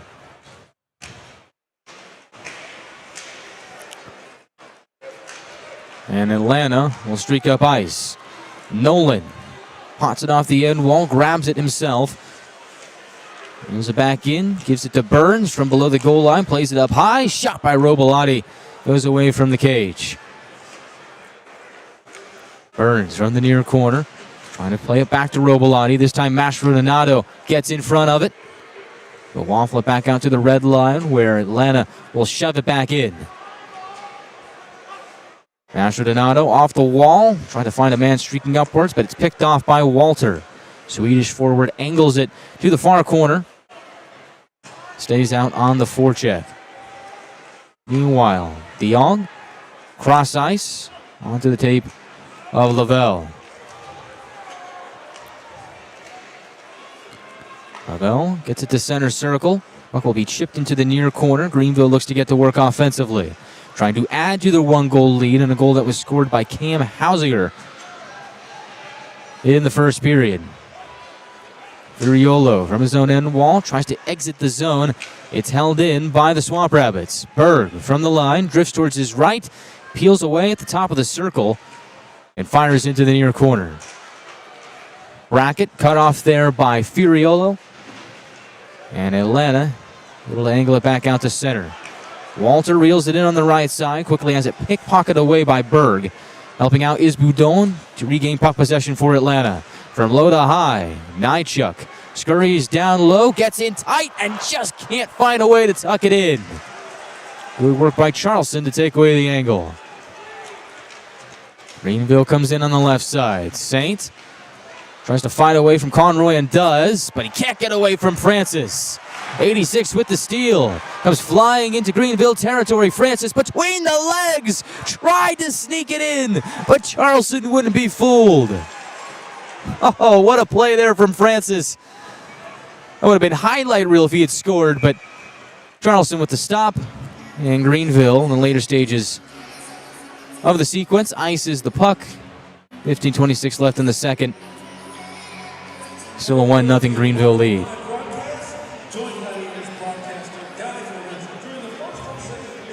Morphea face-off to the right of Charleston, who to this point has now stopped 12 of 12. The Gladiators have taken the lead in the shot count department, leading 12-11.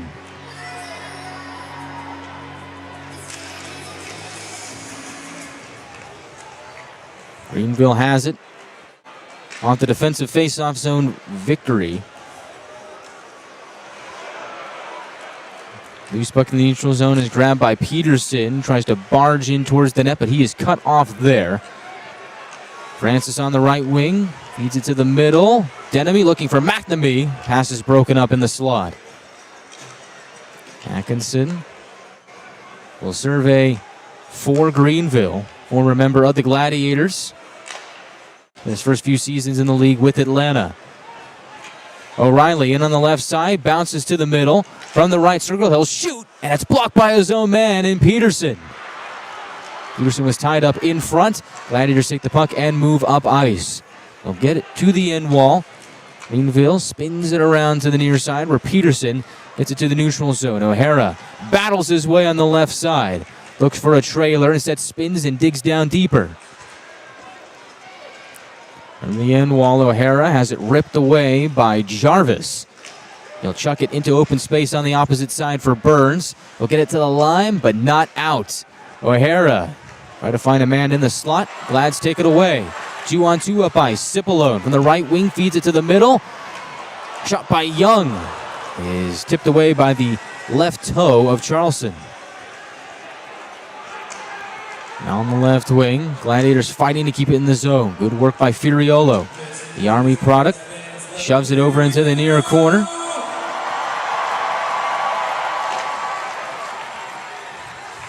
Glads will push the narrative over to the far side. And the spar for the puck as it leaps up and down. From the end wall, Atlanta picks it up from there. Gets it to the right point for Les. Brendan Les holds and shoots. Good shot blocked by Hausinger. Rebound comes to Nolan on the near side. Overskates the puck a bit, so Greenville able to clear out to center. Atlanta from the red line will just blast it back in. Nolan picks it up below the goal line. Charges over to the far side, met by Murray in the corner. Puck leaks up top to Les. He'll hold and shoot wide of the goal, looking for a tip from Denemy. Didn't get it.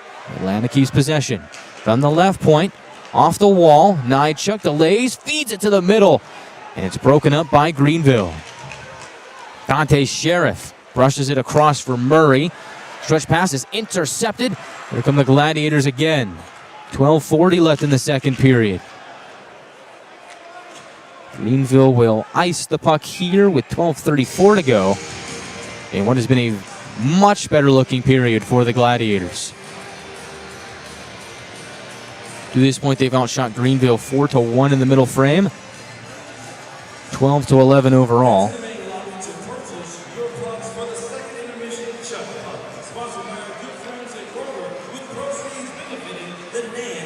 Face off to the right of Charleston. Boudon will take it against Hausinger. The Swamp Rabbit the victor. They bang it to the right point, held in by Nychuk. Denemy across. Conroy gains the circle and shoots it towards the slot. It's loose from there. Comes up high and a shot is blocked in traffic. Now it's Boudon from the slot. A backhand try. That's blocked as well. Atkinson with the block. He'll take it up ice from the red line. Pounds it in and gets off for a line change. Walter finds an open man across. Denemy wanted Boudon in the middle, but that is broken up by Greenville, and they will possess. They'll float it towards the near side. Savoy pressured. Walter feeds it towards the slot, but nobody home. Only one there was Dante Sheriff. They'll find Savoy streaking in on the left side. Savoy gets around Boudon, feeds it to the slot, and like we saw on the other end, the Gladiators get in front of it. Shot from the line is blocked And limping a bit there is Robilotti as the Swamp Rabbits come back in. Lavelle tries to dangle towards the net. Nice play by Robilotti to cut him off. And now Atlanta will take its chances. Stretch pass, Burns skates into it, drops it back, and Atlanta's on the attack. In the far corner, Francis spinning and fighting, keeps the puck away from Savoy. Burns steps in to help out. Greenville gets a stick on it. Reverses play over to the near side. Polino there, caught up in a battle between two Gladiators. DeYoung there to help out for his fellow Swamp Rabbit. Pitches it to the end wall, and the Gladiators tenacious keep possession. They'll feed it to the slot. Shot by McNamee goes wide. Puck bounces, and it's in! Mike McNamee with a little bit of puck luck has his first goal of the year, and we are tied. Incredible!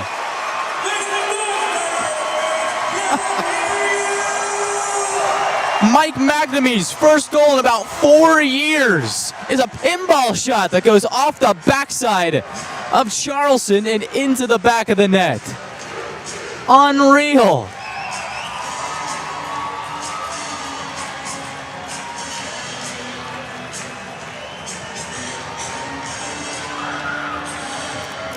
Wow.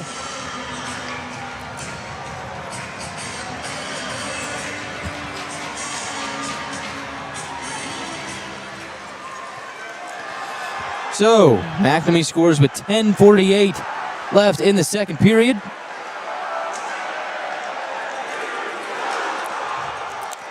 And the Gladiators are on the board. Cody Sylvester with the lone assist. It's a brand new game as we approach the midway point.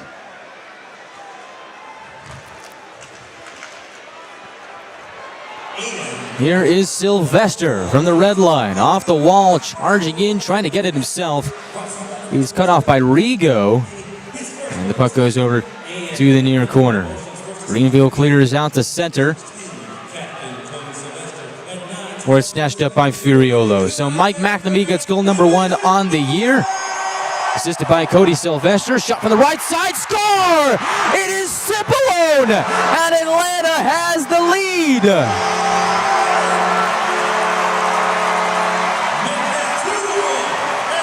Bang, bang, Joey Cipollone buries goal number 4 on the year. And Atlanta, in just a few moments, has the lead.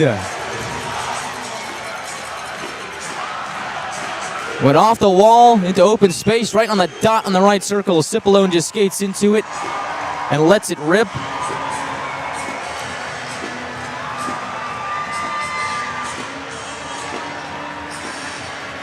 It's the Gladiators 49 seconds to take the lead. Sylvester and Furiolo with the assists. So Cody Sylvester is his first multi-point game of the year. 2 apples in 49 seconds for the captain. On goals from McNamee and Cipollone. Greenville trying to get it back. Riley trying to dance towards the front of the goal. Gladiators impede him there. And the Gladiators are buzzing. Pass to the middle. McNamee floats one over the goal.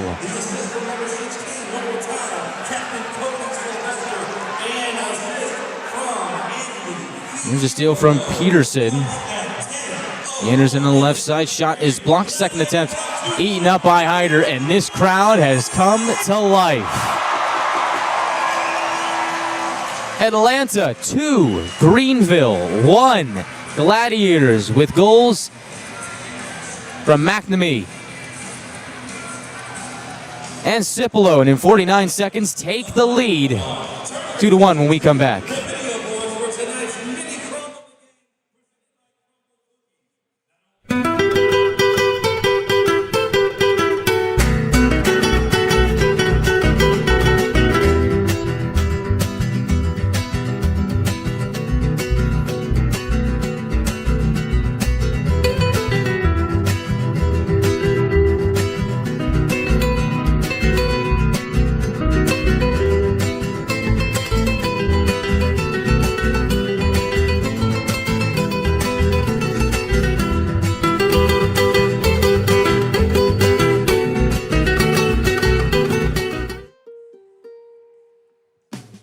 This Thanksgiving, you can count on Kroger.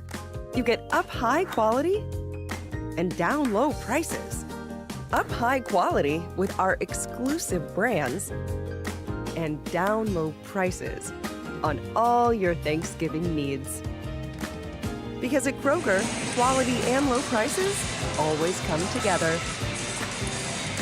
Kroger, fresh. Atlanta with goals in 49 seconds from McNamee and Cipollone have taken the lead at 2-1.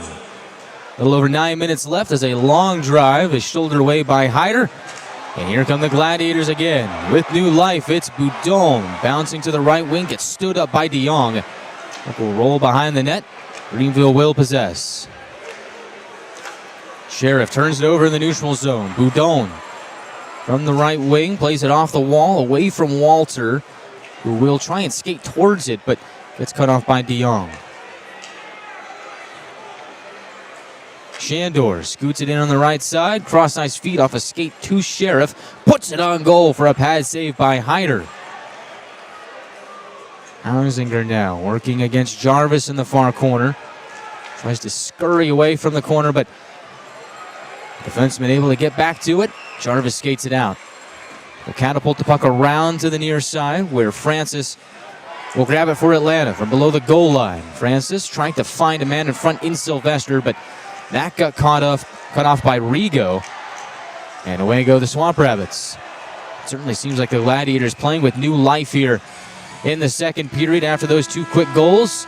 Greenville's offside with 8:04 left in the second period. Take another timeout here. Atlanta with the lead at 2-1. 8:04 left in the second period. This is the Gladiators Broadcast Network. We're back in a minute. Kind of feels like everyone's trying to copy the $5 biggie bag. So how can you spot a knockoff? It won't taste like Wendy's. This job is easy. When the deal is as fresh as the meal, gotta be Wendy's. Gotta be fresh. Gwinnett Fire and Emergency Services is ready to answer the call, but we'd rather prevent them. Our free home safety survey includes checking smoke alarms, identifying common hazards, and reviewing your family's home escape plan. Schedule yours today.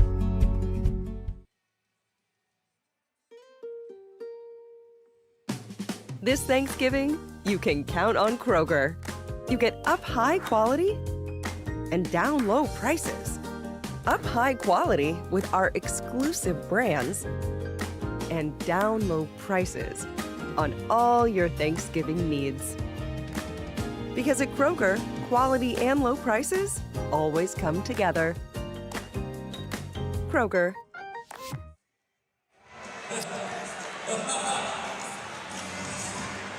Back to live action. Berg pounds it over to the far corner for Greenville as they try to find a way to retake the lead after two quick goals from the Gladiators. Puck sneaks its way towards Hyder. He knifes it over to the near wall. McNamee collects it. Finds an open man on the left side. And will pop it through the neutral zone. It's repossessed by Greenville. And Rigo having trouble flinging it across. Right there on the forecheck is Francis. Greenville able to peel it away. Jolt it back out to center. Gladiators try to come back in on the near side, but they are shut down by Berg.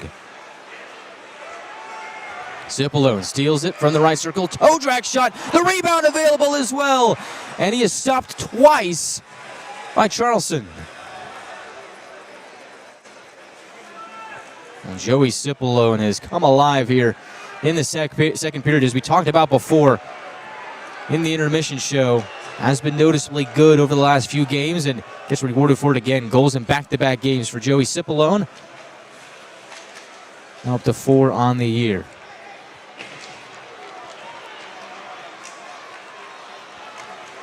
Sylvester from the right wing hacks it off the end wall. Sneaky chance there in front is shut down by Charleston. Alex Young there with the chance. And it is worth noting that we have not seen Kalen Lind since the end of the first period. Gladiators having to do a little bit of shuffling now, down to 11 forwards. Puck goes out of play.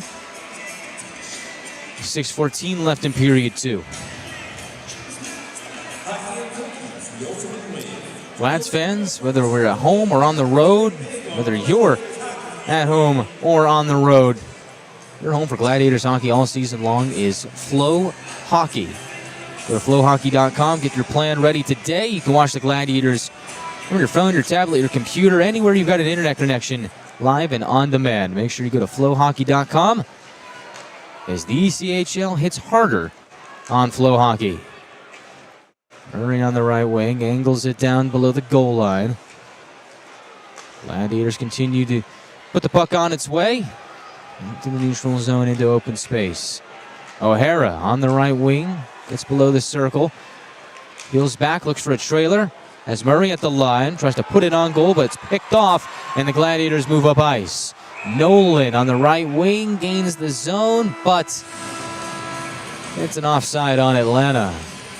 Clock stops with 5:42 to go, and we'll take another break here at Gas South Arena, where the Gladiators lead 2-1. We're back after this.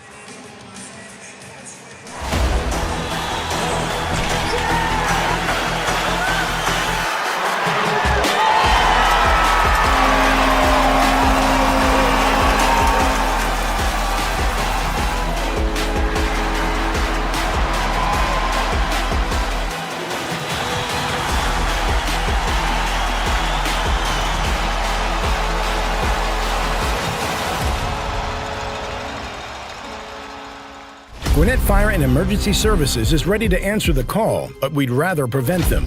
Our free home safety survey includes checking smoke alarms, identifying common hazards, and reviewing your family's home escape plan. Schedule yours today. Atlanta with the lead 2-1. Greenville scored first back in the first period, a goal from Cam Hausinger. But ever since then, it has been the Gladiators on the stat sheet. Atlanta, when trailing first this season, is 2-2. Greenville, when scoring first, not as good as you think, 2-3. So that's a little bit of behind the numbers here on a Saturday night in Duluth. Lavelle fires it around the boards to the right side. Atlanta chucks it to the right point, what's held in by DeYoung. Puts it on goal, the rebound available, and they score. Dante Sheriff goes upstairs on a wide open net. Nothing Hyder could have done about it, and we are tied at 2.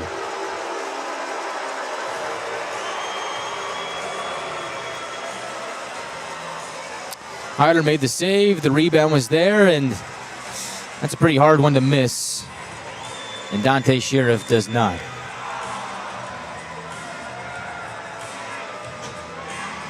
So Sheriff has goals in back-to-back games and an empty netter in Greenville's last outing. Now up to 2 goals and 2 assists on the season. He scores with 5:22 left in the second period.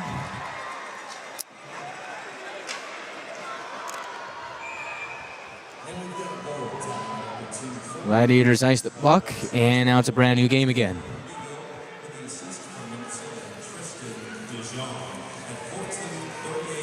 That was just one of those stick-with-it plays for Greenville.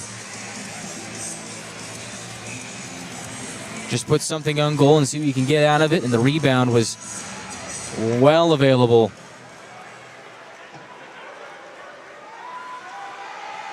For Sheriff, and we are tied. McNamee from neutral ice gains the red line and jabs it towards the goal. A pop fly is kicked away by Charleston to the far corner. Francis gets there for Atlanta, cycles up high, feeds it towards his left, snapshot to the slot, looking for a tip, backdoor with the Gladiators, but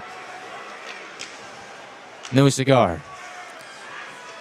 Now from the end wall, bodies jostle. Francis tied up for the moment, has the puck though, able to spin away from the pressure, climb up the wall, feed it to the line. Les to the left point.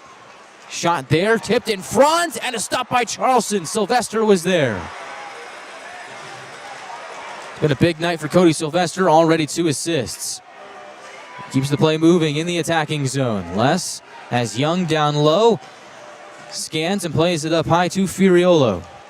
His long shot is into traffic and it's boxed away. Stretch pass on time for Mastronado. Breakaway. Stopped by Hyder. Now the Gladiators go up ice. It's Young feeding it to the slot. And an active stick from Rigo. Jabs it away from Cipollone. Would have been one-on-one in tight with Charleston. Instead, it's a long shot from the line that goes around the net. Wrap-around chances denied. The rebound is backhanded into the gullet of Charleston. And he will freeze with 3:40 to go in the second. Wide action on both ends of the ice. So first he got the chance for Mastronado off a good sequence for the Gladiators. They hit a home run pass to him. He's off to the races. Great save from the right pad by Ethan Hyder. Keeps the game tied. And then you go right back the other way. Chance for Cipollone on the feed from Young, and a good active stick by Rigo. Be able to knife that away. Otherwise, it would have been a deadly chance for Cipollone, and he likely has his second of the night. On the right wing wall, Young springs it down low to Cipollone. Dancing and diving, returns it to Young to the end wall. Alex Young. Gets it to the line. Cipollone's shot goes wide. On the left wing, Robellotti pinches down to keep the play alive. Greenville jabbing at it, able to get it out to center. A check is thrown on Burns. He'll scramble up to the bench after losing his stick. 3-on-1 for Greenville up ice. Right side shot stopped by Hyder again. Atlanta comes up ice, 3-on-2. Nychuk has a trailer. A shot is stopped by Charleston. Up high, Boudon tries to rip a shot. It's blocked. There's Nychuk, I beg your pardon. Sure, he's just a little tough to see. The white on white not doing me any favors. Conroy drop past to Nolan. Gladiators continue to cycle. 2:35 left in the period. Scardina on his backhand. Tries to put a shot in tight short side on Charleston, but didn't have a lot of heat on it. He was defended well by Atkinson. Clock stops with 2:28 left in the second.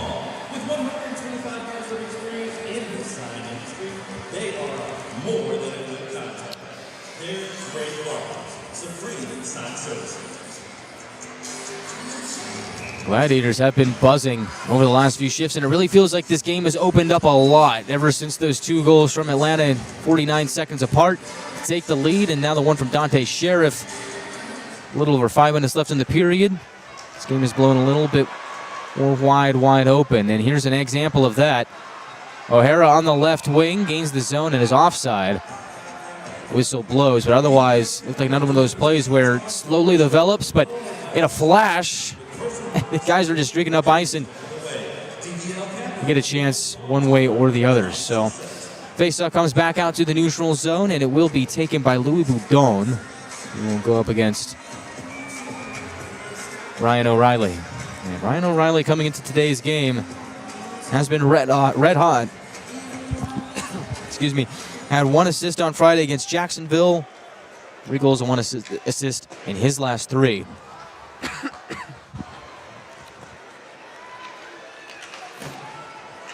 So far tonight, he's been held off the stat sheet. Gladiators start their next breakout from the deep end, as it is Nychuk loading it to the left wing for a shot that goes off a stick and wide. The rebound of the shot from Conroy. Scooped up by Greenville. They'll poke it out to the neutral zone where it's gloved down by Sylvester. Walter off the wall. Has an open man. Gladiators cycle the puck around as Boudon snatches it on the near wall. Les has a command across. Conroy a drive. Steered away by Charleston. Didn't know where the rebound was. It's held in at the left point by Conroy. They'll snap another shot, and this time Charleston sees it. He absorbs it and stops time with 1:27 left, and a little bit of bad blood between the two rivals. And Gladiator is down there after that latest sequence, and that is Isaac Walter, who is grimacing a bit. Took a shot after the whistle. He's back up under his own power, and looks like he'll skate towards the bench, but not before he throws the palms up and says, where's the call? Well, there isn't one, and we stay 5-on-5. Both teams have had 1 chance on the power play in today's game. And both penalty kills have been successful in their efforts. Francis has it off the face-off victory. Zips his way to the end wall. Puck leaks out to the left side for a shot by Furiolo that hits about 3 sticks and is knifed away by Charleston. They'll float it to the neutral zone for Sheriff. He reels it in. Clambers to the end wall. Shoved off the puck by Les. And then quickly hustles to get it back. Shandor on the near side. Looking for a little bit of reinforcements. Has it with Hausinger. The play to the line. Burke holds it, shoots. Glove save, Hyder. He freezes with 49.9 on the clock.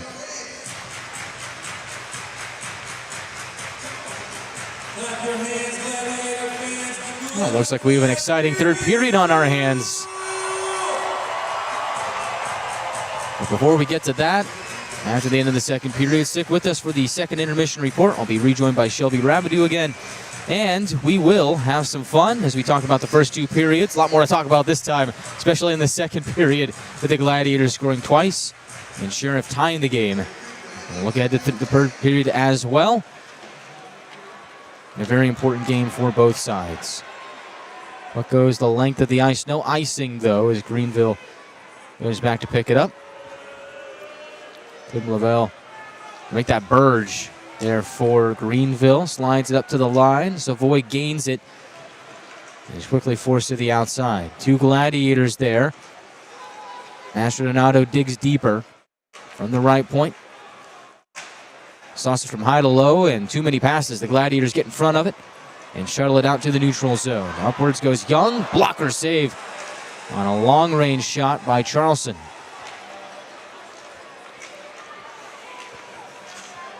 Polino tries to spit it out of the zone. Gladiators still have it. They'll chuck it towards the slot. Puck will deflect wide, and time runs out on the second period. And to the third we go, all tied up at 2. Sets the stage for an exciting finish. Gladiators this season, when tied after 2, have a record of 2-1. Greenville, when tied after 2, are 3-3 on the season. We come back. We'll have the second intermission report. We'll talk about what we saw for the first 2 periods. Look ahead to period number 3. Talk about what the Gladiators need to do here to come away with the victory. And what is going to be a very gritty finish against the Swamp Rabbits. All that coming up on the other side of the break. It's Atlanta 2 and Greenville 2. We are back in a moment on the Gladiators Broadcast Network.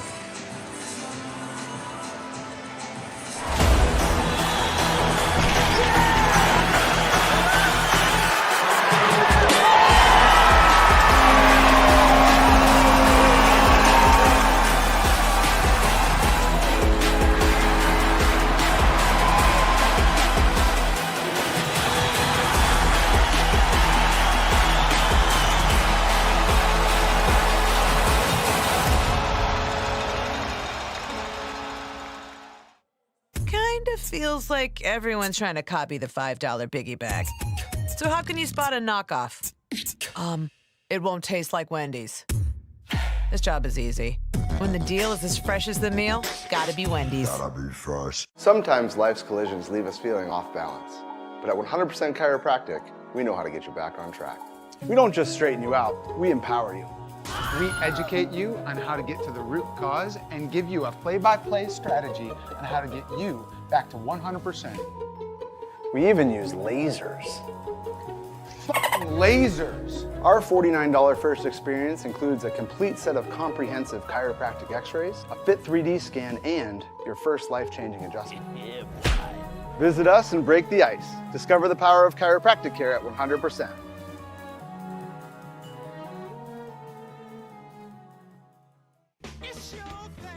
When you need inspiration, it's worth shopping Kroger. For thousands of appetizing ingredients that inspire countless mouth-watering meals. And low prices that add up to big savings, like over $600 in digital coupons each week, and up to $1 off per gallon at the pump. So you can get big flavors and big savings. Kroger, fresh for everyone. Gwinnett Fire and Emergency Services is ready to answer the call, but we'd rather prevent them. Our free home safety survey includes checking smoke alarms, identifying common hazards, and reviewing your family's home escape plan. Schedule yours today. Kind of feels like everyone's trying to copy the $5 biggie bag. So how can you spot a knockoff? It won't taste like Wendy's. This job is easy. When the deal is as fresh as the meal, gotta be Wendy's. Alrighty, everyone, welcome to our second intermission report. Guy and I are going to break down the second period, but first let's check in with our score. We are at a tie game right now, 2-2. Atlanta has 24 shots on goal and the Swamp Rabbits have 19.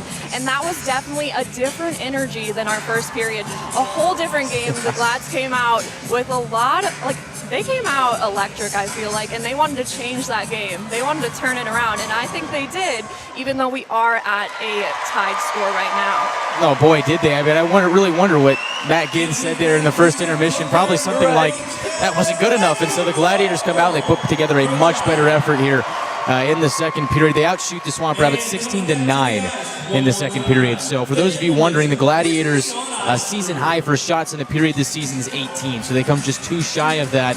Very good effort there in the second period, and it felt like things really blew wide open once the Gladiators found the back of the net on a quite odd goal from Mike McNamee. But nonetheless, floodgates were open, and the Gladiators playing with passion, able to take the lead, and Greenville able to tie it. But much better period from the Gladiators here in the second. Yeah, for sure.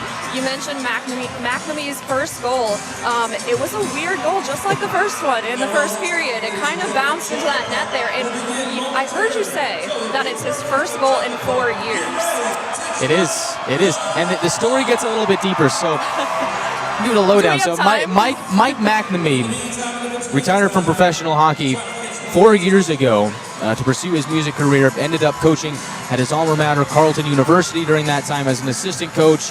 And the reason he came back was because he got the hockey itch through coaching, decided he wanted to give another shot at it.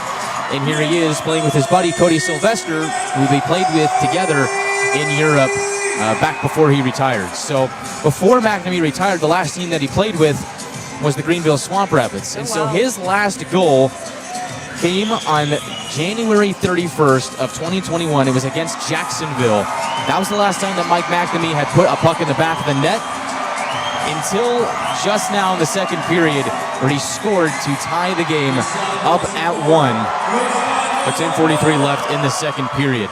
It was a strange goal. You take him anywhere you can get him, but it's kind of one of those ones where the puck just jumps up into the air. It just kind of simmers down. I think Charleston uses it, loses it, and I think this is one of those moments in this building where the ceiling and the walls up where we are at are black. It is painted black, so you try and find a bouncing, swirling black puck in the air, and Charleston can't find it. He has no idea where it is, and so it ends up hitting him on the numbers in the back, going into the back of the net, and Mike McNamee has his first goal in about 4 years. So crazy stuff for the Gladiators there on that sequence, but well-deserved for Mike McNamee. It's been a long time coming for him. Gets his first goal of the year, and certainly based off the goal celebration, seemed very relieved to have that one go into the back of the net. No, I love the history on him. I had no idea, but that was cool to learn.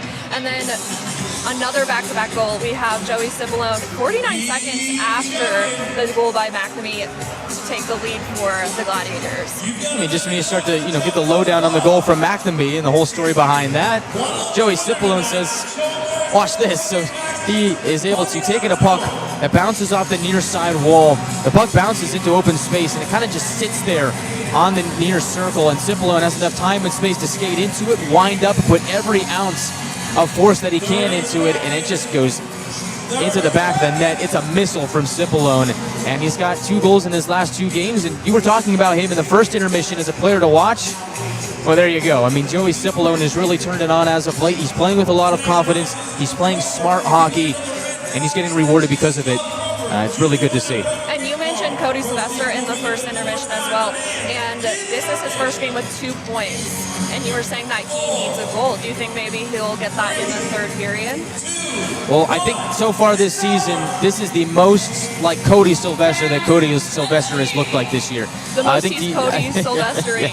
That's a lot of Cody Sylvesters, but it felt like towards the start of the season, he just wasn't looking like himself all that much. It seemed like he was trying to find a way back into his scoring rhythm that he had in years past, and he was in a bit of a slump coming into this game. And so in a moment where the Gladiators needed a little bit more scoring, he is the captain, he is the leader, and he is one of the leading active scorers in this league. He comes out, puts together a really nice second period assist on both goals. The one from McNamee and the one from Cipollone. It is his first multi-point game this season, and it's good to see him get on the stat sheet, because I think now that he's got his first multi-point game this season and he's becoming that X factor that we know he can be, it's only a matter of time before he himself starts putting the puck in the back of the net. I really like what he did there in the second period. It's a tie game here. I don't think that Cody Sylvester is done yet here today. We'll keep an eye on him, because I feel like he could end up being that X factor that the Gladiators need in this game to come away with the victory. And unfortunately, after that, we did get a goal from the Swamp Rabbits, and Hyder did his best, and it was wide open on one side. He did the initial save, but then Hyder came back for a breakaway from the Swamp Rabbits and saved that. So I think, honestly, the energy is a lot different, but I think it's going to lead into the third period. Oh, absolutely. And, back and forth we go. The Gladiators get those 2 goals in 49 seconds, and they are just buzzing. And it really felt like they had Greenville on their heels. They were doing everything right. And then it came to a point in time where Greenville just gets one chance up the ice, and that's all they needed. They just put a shot on goal, and the rebound just comes directly to Dante Sheriff. He's sitting right on the edge of the near side circle, and it's a wide open net. There really is nothing Hyder could have done about it, because the net was that wide open, and Sheriff already had the puck, and what was done was done. So he ties the game up at 2. It's an unfortunate play for the Gladiators. It's an unfortunate play for Hyder on a play where you don't really see that kind of rebound out of him. Usually he's very good about rebound control, which is why he has the stats that he has coming into today's game. But all in all, it's a play that the Gladiators are going to have to move past, and they did. I felt like Ethan Hyder rebounded nicely after that play, made a couple of really key stops for the Gladiators, especially on that breakaway chance for Mastrodonato. Ethan Hyder is going to, again, be one of those X-Factor guys for the Gladiators in the third period here. And a tight game that's likely decided by 1 or 2 goals. There's not a guy between Hyder or Septenfelter that I would rather have in between the pipes for the Gladiators to lead them through that third period. And so we'll see. Yeah, I'm excited. I think that they came out with a different aura about them, and I'm excited to see that passion and that drive in that third period. Should be a lot of fun, and listen, it's going to be one of those close games for the Gladiators. It's going to go right down to the wire. We've got a pretty good crowd in the house here tonight for Glads Fight Cancer Night. They are fired up. They're having a good time. They went berserk in the second period in that 1 minute span when the Gladiators scored those 2 goals. I think we all did. I think this could be one of those nights where the crowd itself could give the Glads a little bit of mojo that they need here in the third period to keep the pressure on the Swamp Rabbits, get things going, and try and break this tie here. It's Atlanta 2, Greenville 2. We'll be back in 1 minute for the second half of the second intermission report here on the Gladiators Broadcast Network.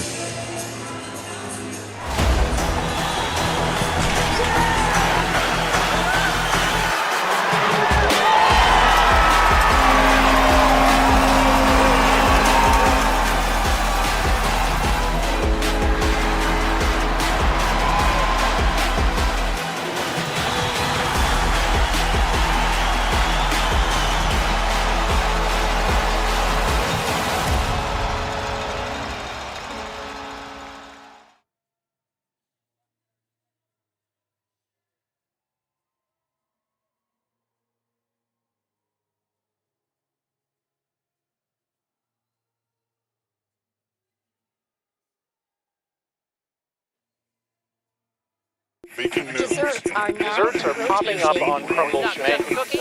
All types of dessert.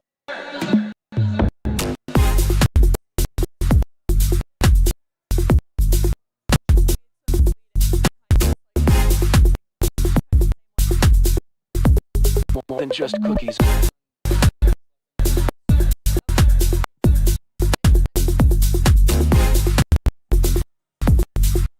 Lineup changing weekly.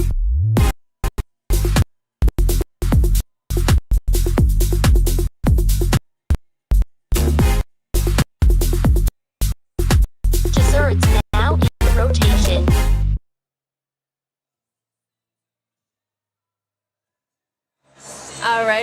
everyone. Welcome back to second intermission. The game is tied at 2-2, and the Gladiators have 24 shots on goal, and the Swamp Rabbits have 19. Guy and I are going to look at the chat right now and see what everyone's talking about.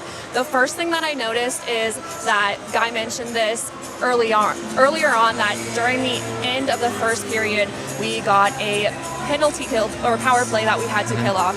Or, sorry, my bad. But Colin Lind did not return to the second period. Yeah, so Kaylin Lind at the end of the first period did draw a penalty, but it was a bit of an unfortunate circumstance as took a spill, was checked hard by Savoy, ended up hitting his head on the ice, I believe, on his way down, and was a little bit shaken up heading off the ice towards the locker room for the first intermission. We did not see him at all in the second period, so unfortunately for the Gladiators, it appears like they are without his services for the remainder of the game.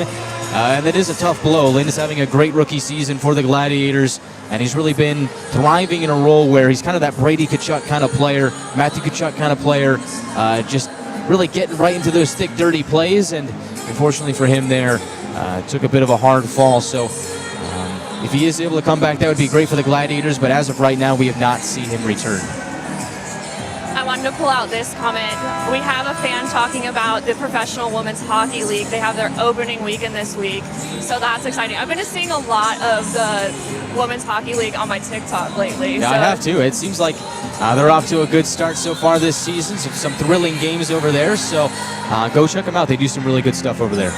Someone said, ooh, Guy put on his runway suit. I don't know what that means, but I am wearing my my lavender tie for Glad's Fight Cancer Night, so I just showing my support. Purple as well. It's a dark purple, but it's purple. For those of you in-house, if you know Tyler Catton, one of our account executives, he is wearing an all-purple suit. It's amazing. He's kind of taking a page out of the President Jared Youngman's book there, and I think it's a good look for Tyler. I think he might have to break that one out a couple more times this season because it is a sharp look for him. People are asking about a tribute. Was there a tribute for the cancer? So yeah, there was during the second intermission here, but it wasn't a tribute on the ice. It was a tribute on the video board, and really what it was a slide, a series of slides with names of those that were sent into us for cancer survivors or those who lost their lives due to cancer.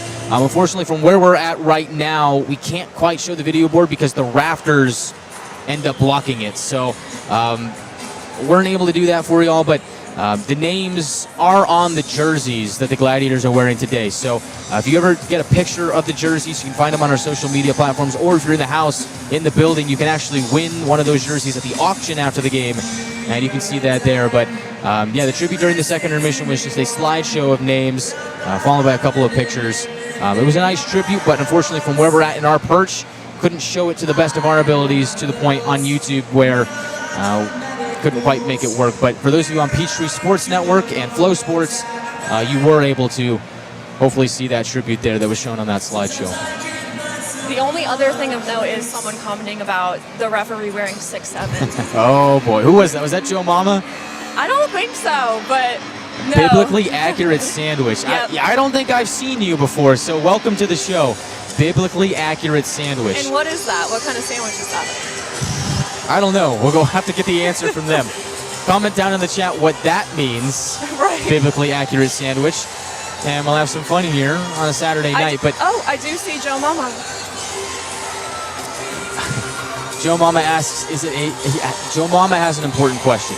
Is it possible to buy an unused mirror? I guess not. I guess not, because as soon as the light hits it, it's used, isn't it? Fancy that. I think that has gone over my head. I have no idea what that means. Joe Mama, you can't stump me. I know your tricks. I'll see you at the auction. And so we're having some fun here on a Saturday night, and we got an exciting race to the finish here. 2-2 is your score. Gladiators look to break free here in the third period and pick up their 9th win of the year and end their 2-game losing skid. That'll do it for the second intermission report. We're back in a moment for the start of the third.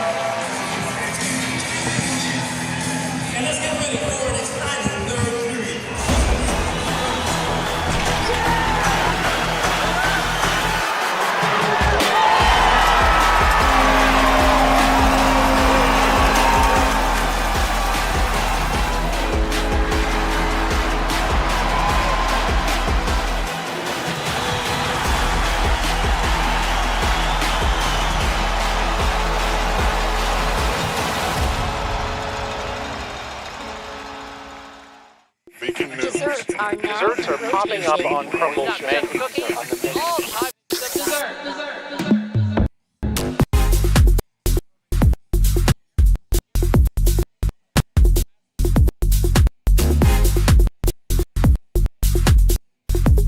More than just cookies.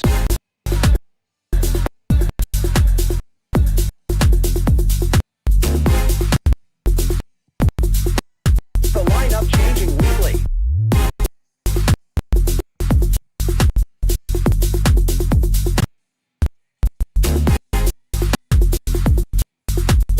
Desserts now in rotation. Welcome back to Duluth, to Gas South Arena, where we are all tied up at 2 through 2 periods of play. It is going to be an exciting race to the finish between the Gladiators and the Swamp Rabbits. Cody Sylvester with 2 assists here today on goals in back-to-back for the Gladiators in 49 seconds. First one from Mike McNamee, second from Joey Cipollone, who has 2 goals in his last 2 games. The Gladiators seem to have gotten enough scoring so far here today to give themselves a chance to win this game. They're going to need at least one more in the third and maybe even beyond.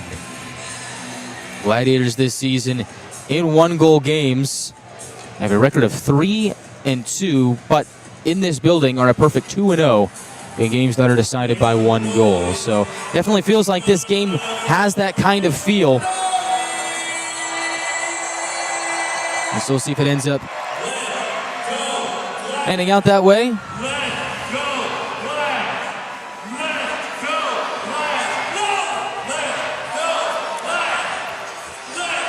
But in the meantime, we'll start the third period with a Let's Go Glads chant. We're bringing a special guest as well, as we have our first Your Call participant this season, brought to us by our very own Alex Bennett.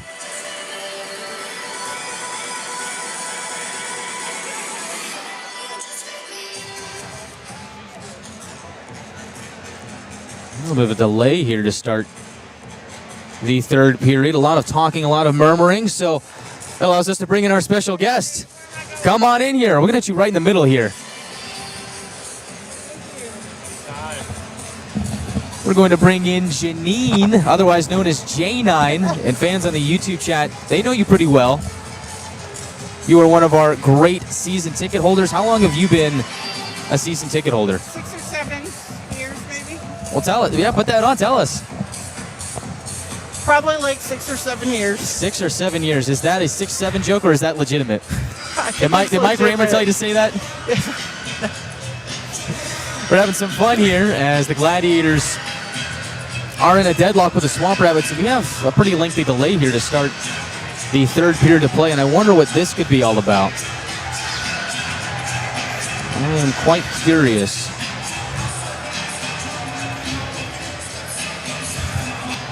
We will see. Looks like now we are ready to go.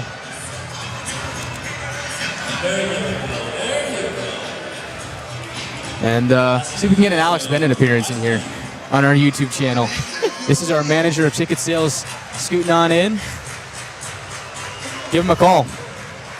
Puck is dropped to start the third period. Gladiators and Swamp Rabbits all tied up at 2. Glads fans getting into it here. Janine, you're usually a big part of those chants too. Yep. Gladiators are offside on the zone entry, 16 seconds in. So let's backtrack to the second period, Janine. You were down there in the crowd witnessing those goals from McNamee and Cipollone. I thought the crowd was super fired up. What did you see? They were. It was amazing. And our Glads fans have some of the best chants in hockey. They do a great job of letting you know when the Glads have scored. Glads fire it in. Puck goes around to the far corner.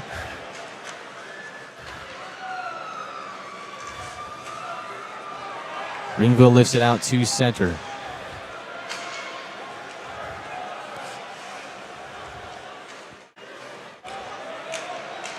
On the forecheck, Robolani from the right side tries to pound it towards the slot. It's broken up by Greenville. And trying to escape from the back end is Sheriff, who has scored the most recent goal in today's game. Hausinger comes barreling in on the left side. Couple of active sticks. They can't poke it away from him. He'll creep out over to the near corner where he is finally cut off by Jarvis. Polino gets the puck back for Greenville. They center. And the puck will go out of the slot and down near the Greenville netminder.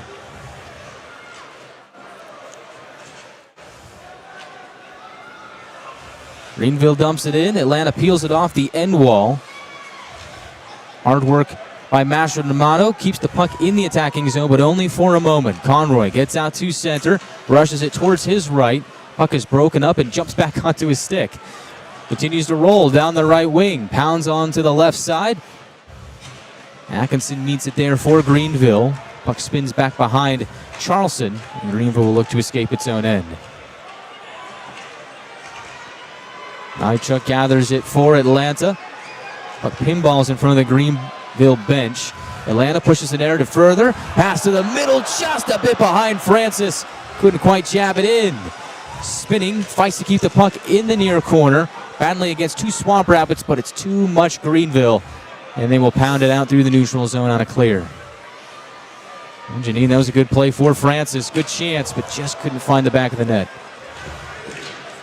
At the line, Furiolo keeps the play alive. Tried to move it from low to high, but the pass is picked off. Now it's O'Hara on the right side. Delays for a moment. Has a trailer. DeYoung. Shoulder off the puck by Furiolo. He's lost his stick. Picks it back up in the slot. Gets back into defensive position. They'll battle for it on the end wall. From low to high they go. DeYoung fires towards the net. Hits a stick and bounces wide. And now on the near wing, Denemy scoops up and tries to go across to Francis. Instead, he found McNamee. Glad's first goal scorer weasels his way to the end wall. Takes a check from Lavelle, and it goes in! Another sneaky shot from the Gladiators, and they take the lead at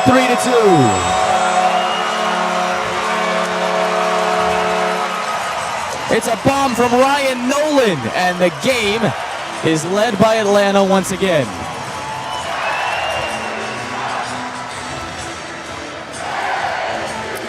Nolan has got his third goal of the season. And the Gladiators take a 3-2 lead.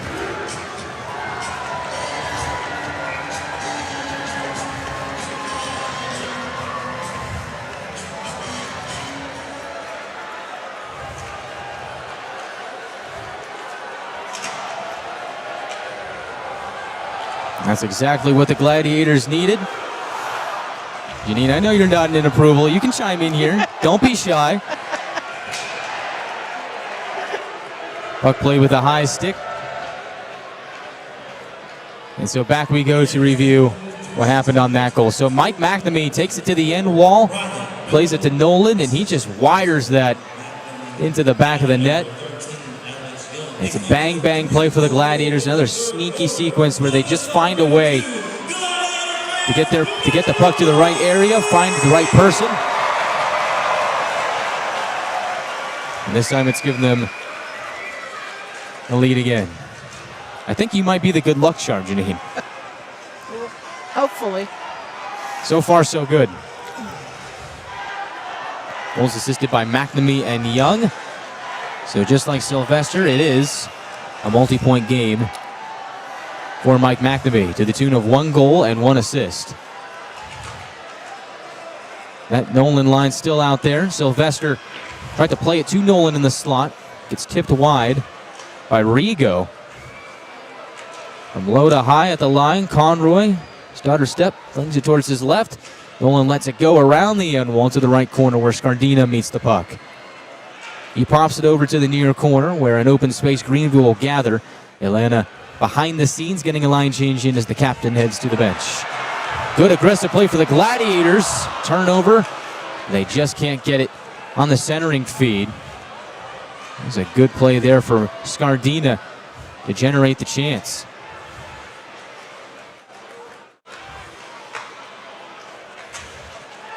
Four and a half minutes gone by in the third.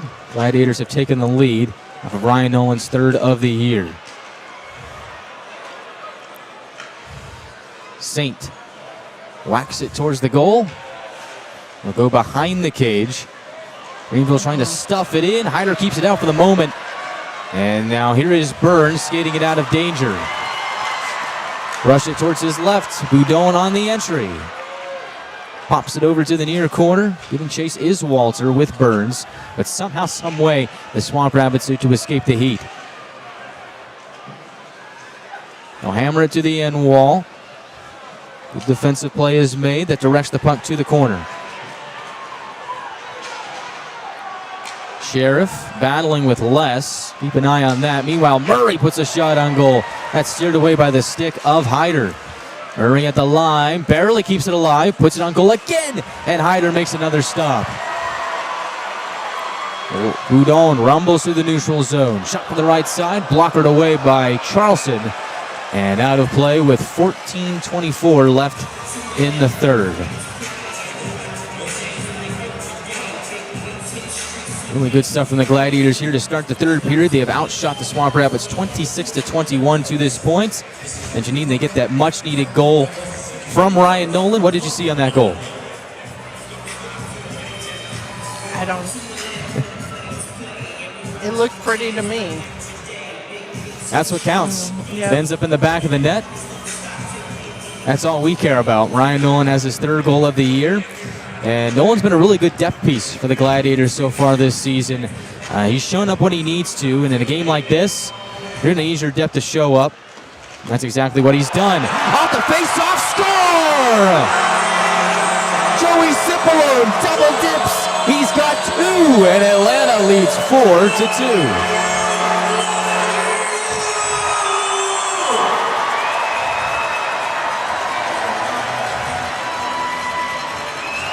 Gotta love Cipollone. Joey Cipollone, have yourself a night. With 14:20 left in the third period, he has got his second goal of the game. He now has 3 goals in his last 2. And the Gladiators are buzzing here to start the third period. It is the biggest lead of the night on either side. It is Cipollone from Alex Young who won the face-off. Won it to Cipollone, who just tried to barge his way towards the net.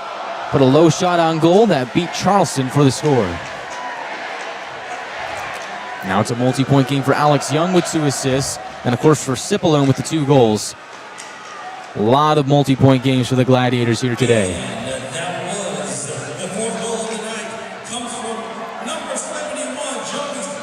Cipollone scored the goal. He's still out there on the ice now. Puck is played towards the near corner. Cipollone, who's now on hat-trick watch, tries to feed it for a shot by McNamee. Blocker saved Charleston. On the clearing attempt, it's held in by McNamee. Falls down from his knees, tries to keep the play alive, but Greenville able to muscle it to center. Francis for Atlanta. Feeds it to the right side, drop pass from Sylvester, picked off by Greenville. Left side shot, well away from Hyder. Now McNamee tried to gather at his own blue line. Hard play on Peterson, able to keep it in the hands of the Gladiators.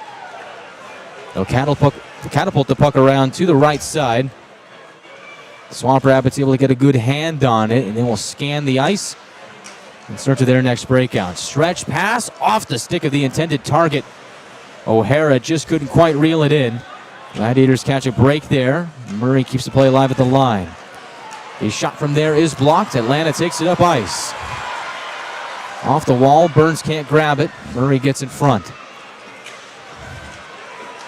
Off the wall, Saint carries into the attacking zone. He'll drag and shoot. Diving block there from the Gladiators. Able to keep it out.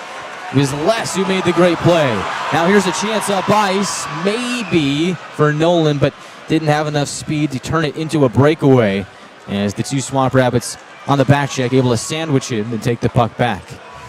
Greenville will slide it around to the far corner. Saint there for the Swamp Rabbits. Austin Saint to the line, offline to the intended target in Berg. It's a free clear for the Gladiators, and they do take advantage and get a line change in.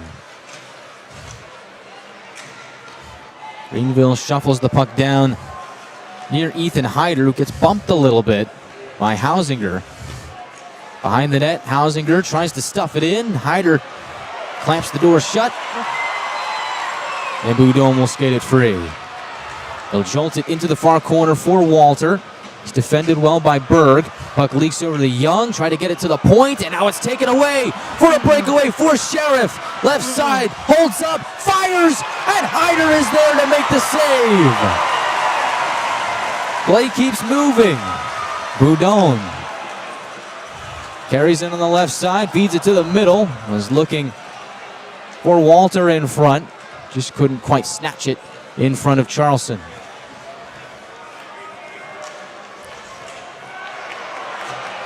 Been a very good third period for the Gladiators here.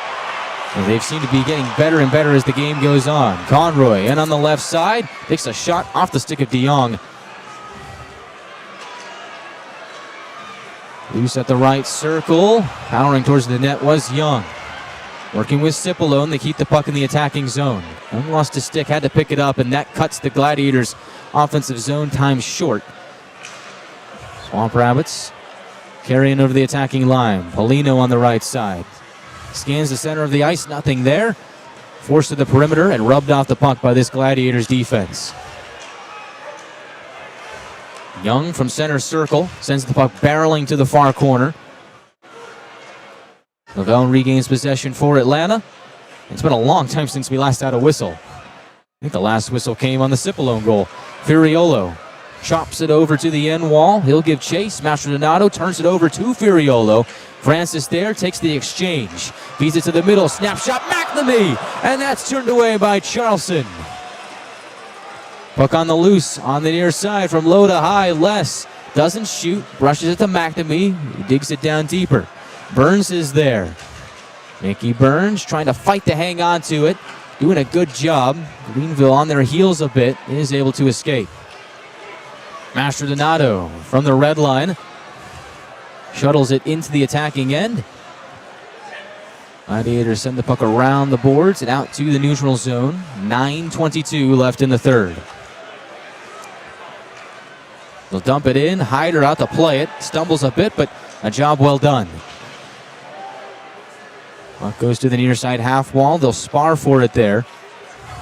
At the line, Murray keeps it alive. Feeds it towards his left. Atkinson has it jammed away. And oh, it's an almost steal for Scardina. Greenville able to get a piece of the puck at the last second, just whack it away for number 37. Here's a nice move by Burns. Gains the attacking zone. Has Scardina in deep around the net. Tries to shuttle it in front. It's broken up. Held in by Jarvis at the left point. Wheels it to the half wall. Across they go for a shot. That's blockered away by Charleston. Rebound held in by Nolan. Has Denemy on the wall.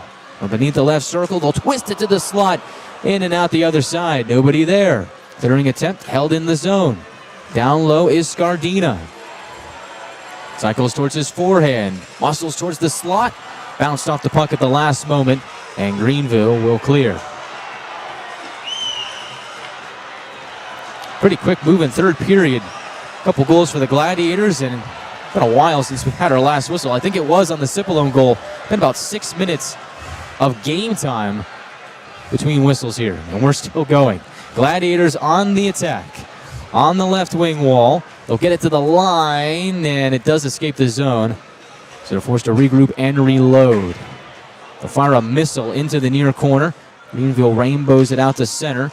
There to reel it in was Saint, but only did half the job. Couldn't quite collect it, and the Gladiators will send it in on goal towards Charleston, and of course he keeps play moving. Shandor has Saint on the right wing. Puts a shot off the end wall. It'll go behind Hyder. Couple of bodies conversion on it. Gladiators have possession.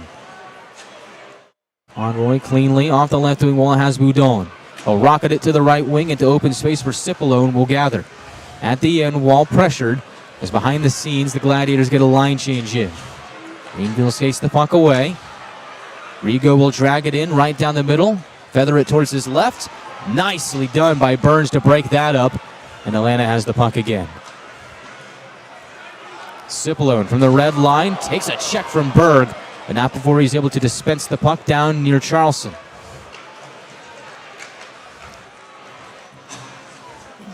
Polino with speed, enters on the left side. Shrugged away by Les and sent to the end wall. Swamp Rabbits trying to exchange there, but an active alert play from Alex Young. Has the puck in his hands. Tries to twist it across for Burns, but it ends up going down as a whistle with 6:24 left in the third. We take a break, take a breather. What a fun third period this has been. Atlanta 4, Greenville 2. We are back in a minute on the Gladiators Broadcast Network. This Thanksgiving, you can count on Kroger. You get up high quality and down low prices. Up high quality with our exclusive brands and down low prices on all your Thanksgiving needs. Because at Kroger, quality and low prices always come together. Kroger, fresh for everyone.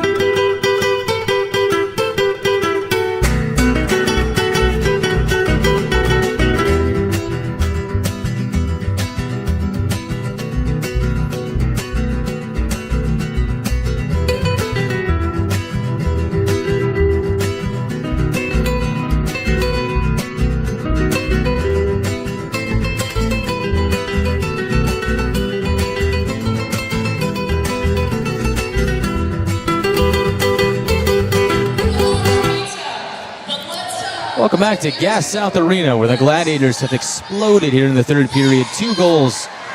Take a 2-goal lead. We were tied to start this third period of play, but goals from Nolan and Cipolone, and giving the Gladiators a 2-goal lead. And they don't seem to be finished yet. On the attack, Gladiators to the power play. As that was the reason for the whistle that ended that sequence, where we had about 8 minutes between whistles. In the box for Greenville is Dante Sheriff. Gladiators on the power play. It's just their second power play of the game. Went 0 for 1 to start the second period. Let's see if they can make that 1 for 2. Greenville not making it easy, though. This is the second best penalty kill unit in the ECHL. And they're proving why. They dig the puck in deep, drain off a lot of time, and already 50 seconds have gone off this Gladiator power play.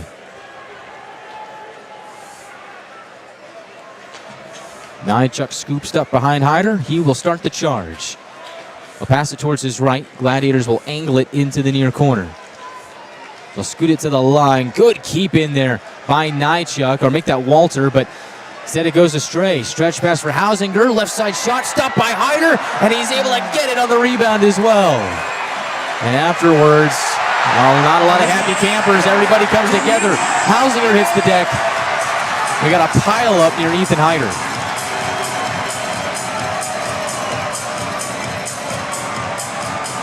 Cody Sylvester in there a bit. Trying to do what he can to stick up for his teammates. That all happened because Hausinger was driving towards the net. Hyder made the save on the initial shot. The rebound came back to Hausinger. So he tried to stuff it in. Not a lot of real estate. Ended up getting right into the grill of Hyder. The Swamp Rabbits took offense to that, and then afterwards, it's he said, he did this, and now our 3-man officiating crew has a mess to clean up. But we'll see if this ends up being anything that will change the lay of the land in terms of the personnel on the ice. And it looks like a penalty is going against Cody Sylvester that would take us to 4-on-4 action.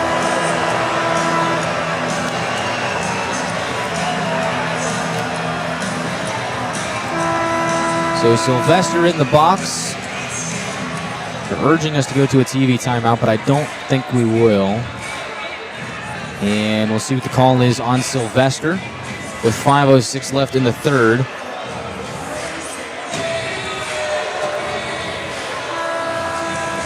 And they really want us to go to TV timeout. Red lamp is on, but nobody's going anywhere. And usually, you know, when the 2 goalies go to the bench, you have a TV timeout on your hands, but they are sticking it out. It looks like a conversation is taking place here.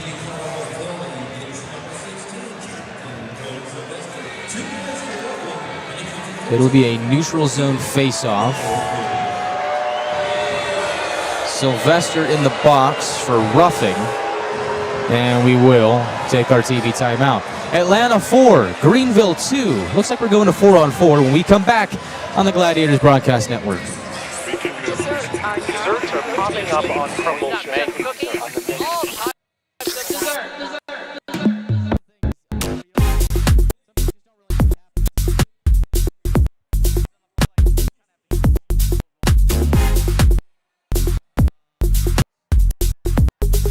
More than just cookies.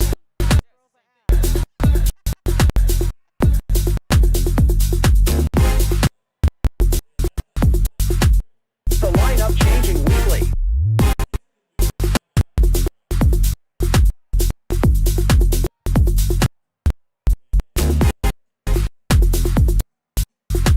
Desserts now rotating.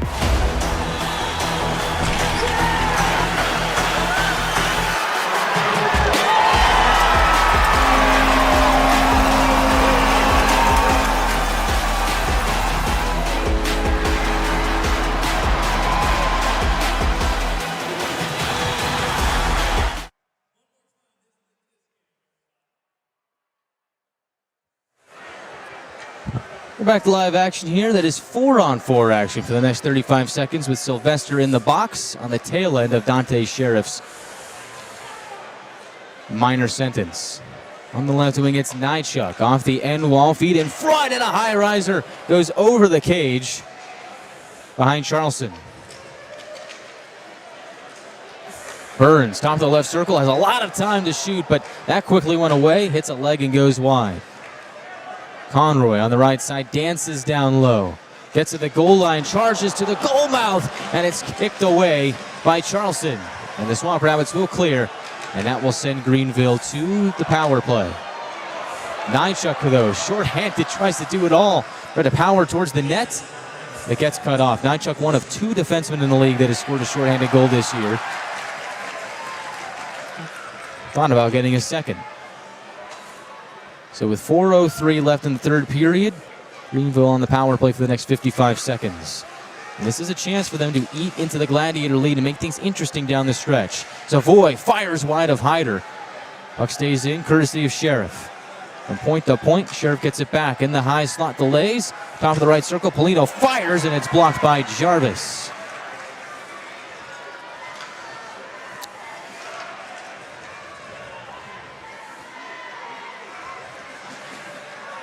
Stick breaks, that's Denemes, but Gladiators are able to clear, and so he can get to the bench and get a new one. He'll just stay, and he will. So fresh bodies come on for the Gladiators. 16 seconds left on the penalty to number 16. O'Hara is bumped into on the zone entry. Crowds howl in approval. Gladiators shoot the puck out one more time, and it's another successful Beaver Toyota Mazda penalty kill for the Gladiators. We're back to even strength at 5-on-5. Saint in the near corner. Tries to thwack it towards the net, but the Gladiators have that cover, keeping things to the perimeter. And so now on the left wing, Walter. Make that Nolan, lugs the puck into the attacking zone. Nychuk, D to D across from the red line. The Gladiators will tattoo it off the end wall. They're snatched up by Murray. And down by 2, we will take a moment to survey and see when Chad Costello, the Swamp Rabbits head coach, I consider pulling Charleston for the extra attacker. Not going to happen here, though. McNamee barges in. Drop pass for Francis. He overskates it, and Greenville goes up ice. Developing 2-on-2. Gladiators get back on the back check. Right side shot by Peterson. Goes through the slot and out the other side. Held in at the line by Rigo. Drops it back for Atkinson. Across he goes for a one-time blast by Peterson. That screeches wide of Hyder. Momentum will carry the puck out to the neutral zone. Into the final 2 minutes we go. Atkinson soars through the neutral zone. The former Gladiator gets checked off the puck.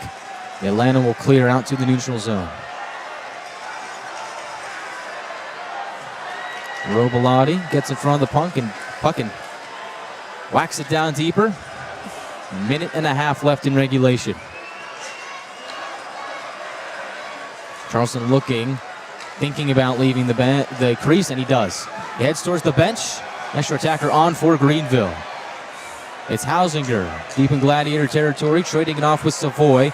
They'll go around the net, pop out on the near side, get it to the line for a snapshot by Rigo. That goes wide. Might have hit something in front. 1 minute left in the third. Savoy, top of the right circle, scans and fires, pinballs in front of Hyder. They clean up house. Puck goes to the far wall, and banging it out is Cipollo. He is on hat trick watch. We'll see if he can get it towards the empty net. And he's going to go to the bench. 40 seconds left. Up to the left side. Gladiators get in front towards the empty net. Just misses wide. It will be an icing on Atlanta with 29.5 seconds left in regulation. But things are looking good for Matt Ginn's crew, on their way to 9-3.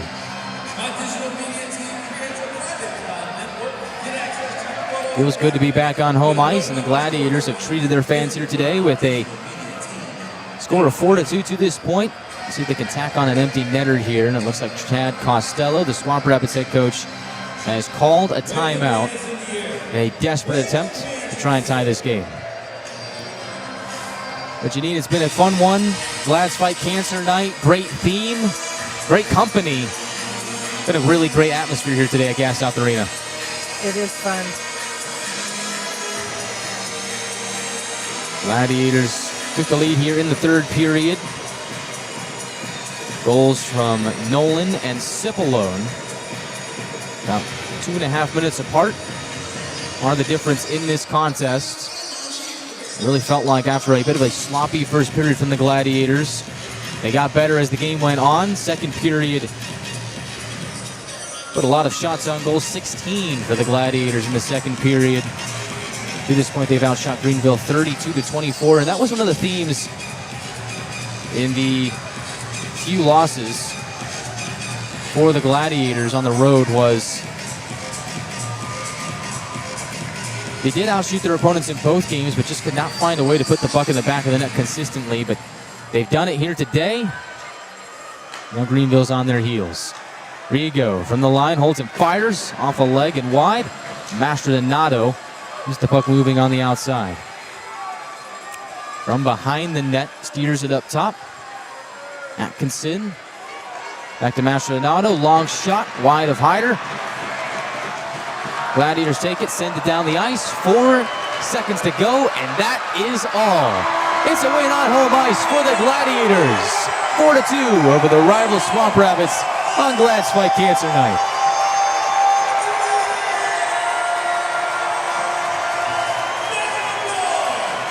That was awesome. What a night. Gladiators come back to win. Greenville scored first. Gladiators didn't let it phase them. 4-2 is your final score. Atlanta improves to 9-3, gets back in the win column, and opens up the 5-game homestand with a win on Glad's Fight Cancer Night. They will salute their home crowd. And the Swamp Rabbits fall to 7-7. We will see them a couple more times on the final weekend of the month.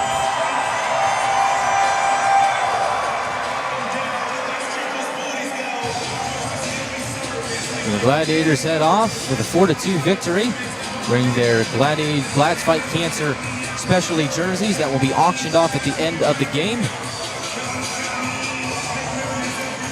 And so, about 15 minutes or so, those jerseys could be yours if you're in the building. And so that will be held on the main level by the grand lobby, but all's well that ends well. The Gladiators put together a good effort in the final 2 periods of play, and that is enough to take down the Swamp Rabbits. Gladiators get 4 goals on 32 shots. Pierce Charleston stops 28 of 32, and Ethan Hyder stops 22 of 24 for his 5th victory of the season. And the Gladiators are back in the win column, and they win big over their rivals 4-2.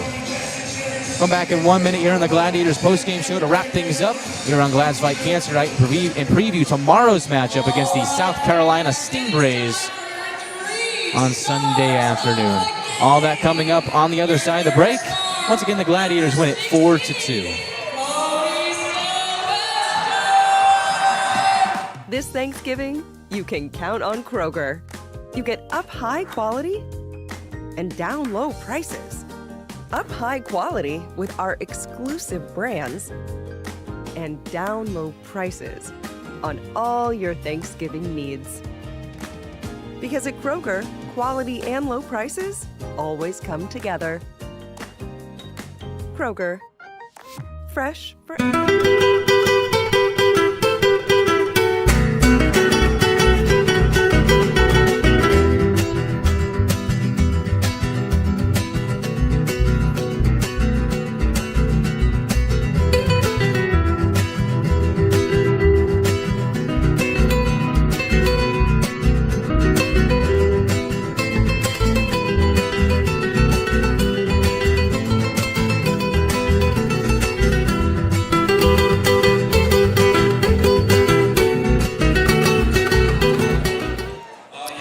Joey Cipollone is the first star of the night. He is downstairs at ice level with Emma Harp.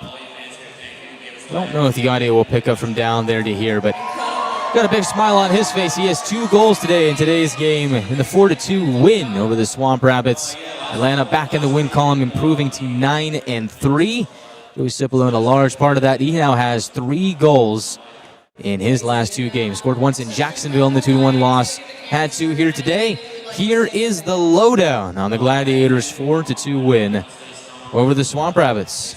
Started off with Greenville scoring first. An odd goal late in the first period. A little over 2 minutes to go. Cam Hausinger finds a sneaky shot that ends up in the back of the net. They take it to video review. I think they were talking about a potential kicking motion, but they ruled a good goal on the ice, and after review, it was a good goal. So Hausinger gets his 5th of the year from Shandor and Atkinson to make it a 1-0 Greenville lead through 1 period of play. Go to the second period, and the Gladiators wake up. They have a great second period, outshooting the Swamp Rabbits 16-9, and they get 2 goals in 49 seconds, as it is Mike McNamee scoring his first goal in about 4 years. Coming out of retirement, gets the goal against his former team, and boy, is it an odd one. It's kind of a shot that goes straight up into the air, and talking in the intermission show, the walls and the ceiling up here are black, and so you try and think about finding a black puck on a black ceiling. That's got to be pretty tough, and Pierce Charleston couldn't do it. Ends up clanking off his back and trickling into the back of the net, and McNamee had tied the game up at 1. But wait, there's more. 49 seconds left. 49 seconds afterwards, it's Joey Cipollone getting his first of the night from Sylvester and Furiolo. Puck just glances off the near side wall, trickles over into the circle. Cipollone has a lot of space and time to skate into it. He puts every ounce of effort he can into it. He bangs it into the back of the net. It's a missile from Cipollone that gives the Gladiators a 2-1 lead. But later on in the period, Greenville would tie the game as Dante Sheriff has a big juicy rebound pop right onto his stick beneath the near side circle. He's able to fire it into an empty net. There's nothing Hyder could have done there, and that tied the game up at 2 heading into the third. In the third period, the Gladiators do exactly what they need to do. They take care of business, and they take care of it early. 2 goals in the opening 6 minutes of the third period are the difference. Ryan Nolan, 3:04 into the third, gets goal number 3 on the season from McNamee and Young. And then later on, about 2.5 minutes after the Nolan goal, Joey Cipollone scores his second off a face-off victory from Alex Young. Cipollone powers towards the goal, sneaks in a low shot, and the Gladiators win this game 4-2. Atlanta goes 0-2 in the power play, but they go 2-2 in the penalty kill. And the Gladiators again improve to 9-3 with his victory. Ethan Hyder stops 22 of 24. Pierce Charleston 28 of 32. And there's multiple Gladiators that had a multi-point game here today. Alex Young had 2 assists, as did Cody Sylvester. Mac McNamee, a goal and assist. And Joey Cipollone, 2 goals. He is your first star tonight. McNamee, your second. Sylvester, your third. And that is all she wrote from the Gas South Arena on Glad's Fight Cancer Night. Gladiators fight back, and they get a big victory here today over Greenville. I'd like to thank Janine for joining me here for the third period. That was a fun one, wasn't it? You picked the third period, so we were talking earlier in the week. We were thinking about doing the first period or the third period. Right. I think you picked right by the third period. Gladiators score twice, they pull through, and they get the win. So the post-game jersey auction, I believe, is going on right now. So if you want to get down there and get to that, I know you're a big fan of those. You're more than welcome to. But otherwise, we're going to roll to the post-game show. We got the South Carolina Stingrays coming to town tomorrow. You're going to be there for that one? I shouldn't have even asked. I know you're at all of it. I mean, you've been around for a long time here. You know exactly what's going on. So we'll see the Stingrays tomorrow, and it's going to be a grudge match. It's going to be the revenge match for the Gladiators and the Stingrays. Atlanta did get shut out in North Charleston Coliseum the last time out against the Stingrays last Friday. It was a goaltending duel between Mitch Gibson and TJ Septemfelter. I have a feeling we're going to see TJ Septemfelter tomorrow. And so we'll see. We'll do a quick check and see what the Stingrays are doing and who they started today, because it could be shaping up to be the Mitch Gibson versus TJ Septemfelter battle number 3. Those two guys met earlier on in the season in this building. Gladiators won that matchup 2-1. The rematch was in Charleston.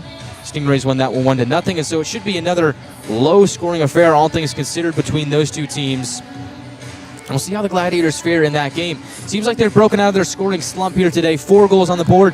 That's got to be a very good sight to see if you're Matt Ginn and Zach Vanell, the coaching staff for the Gladiators. And so we'll see if they can keep that going against one of the better defensive teams in this league, in the South Carolina Stingrays, who currently have the night off. So we'll see if we get Gibson versus Septemfelter 3, or we get something new tomorrow on a Sunday afternoon here in Duluth. Regardless, it's going to be a fun one, so make sure you're with us here on the Gladiators Broadcast Network. 3:10 puck drop, 2:50 pregame show. Going to be a lot of fun, so make sure you're with us. Who needs NFL football when you got Gladiators hockey? So make sure you're there here on the Gladiators Broadcast Network. Once again, your final score here today on Glad's Fight Cancer Night, presented by Beaver Toyota Mazda. It's Atlanta 4 and Greenville 2. Atlanta back in the win column.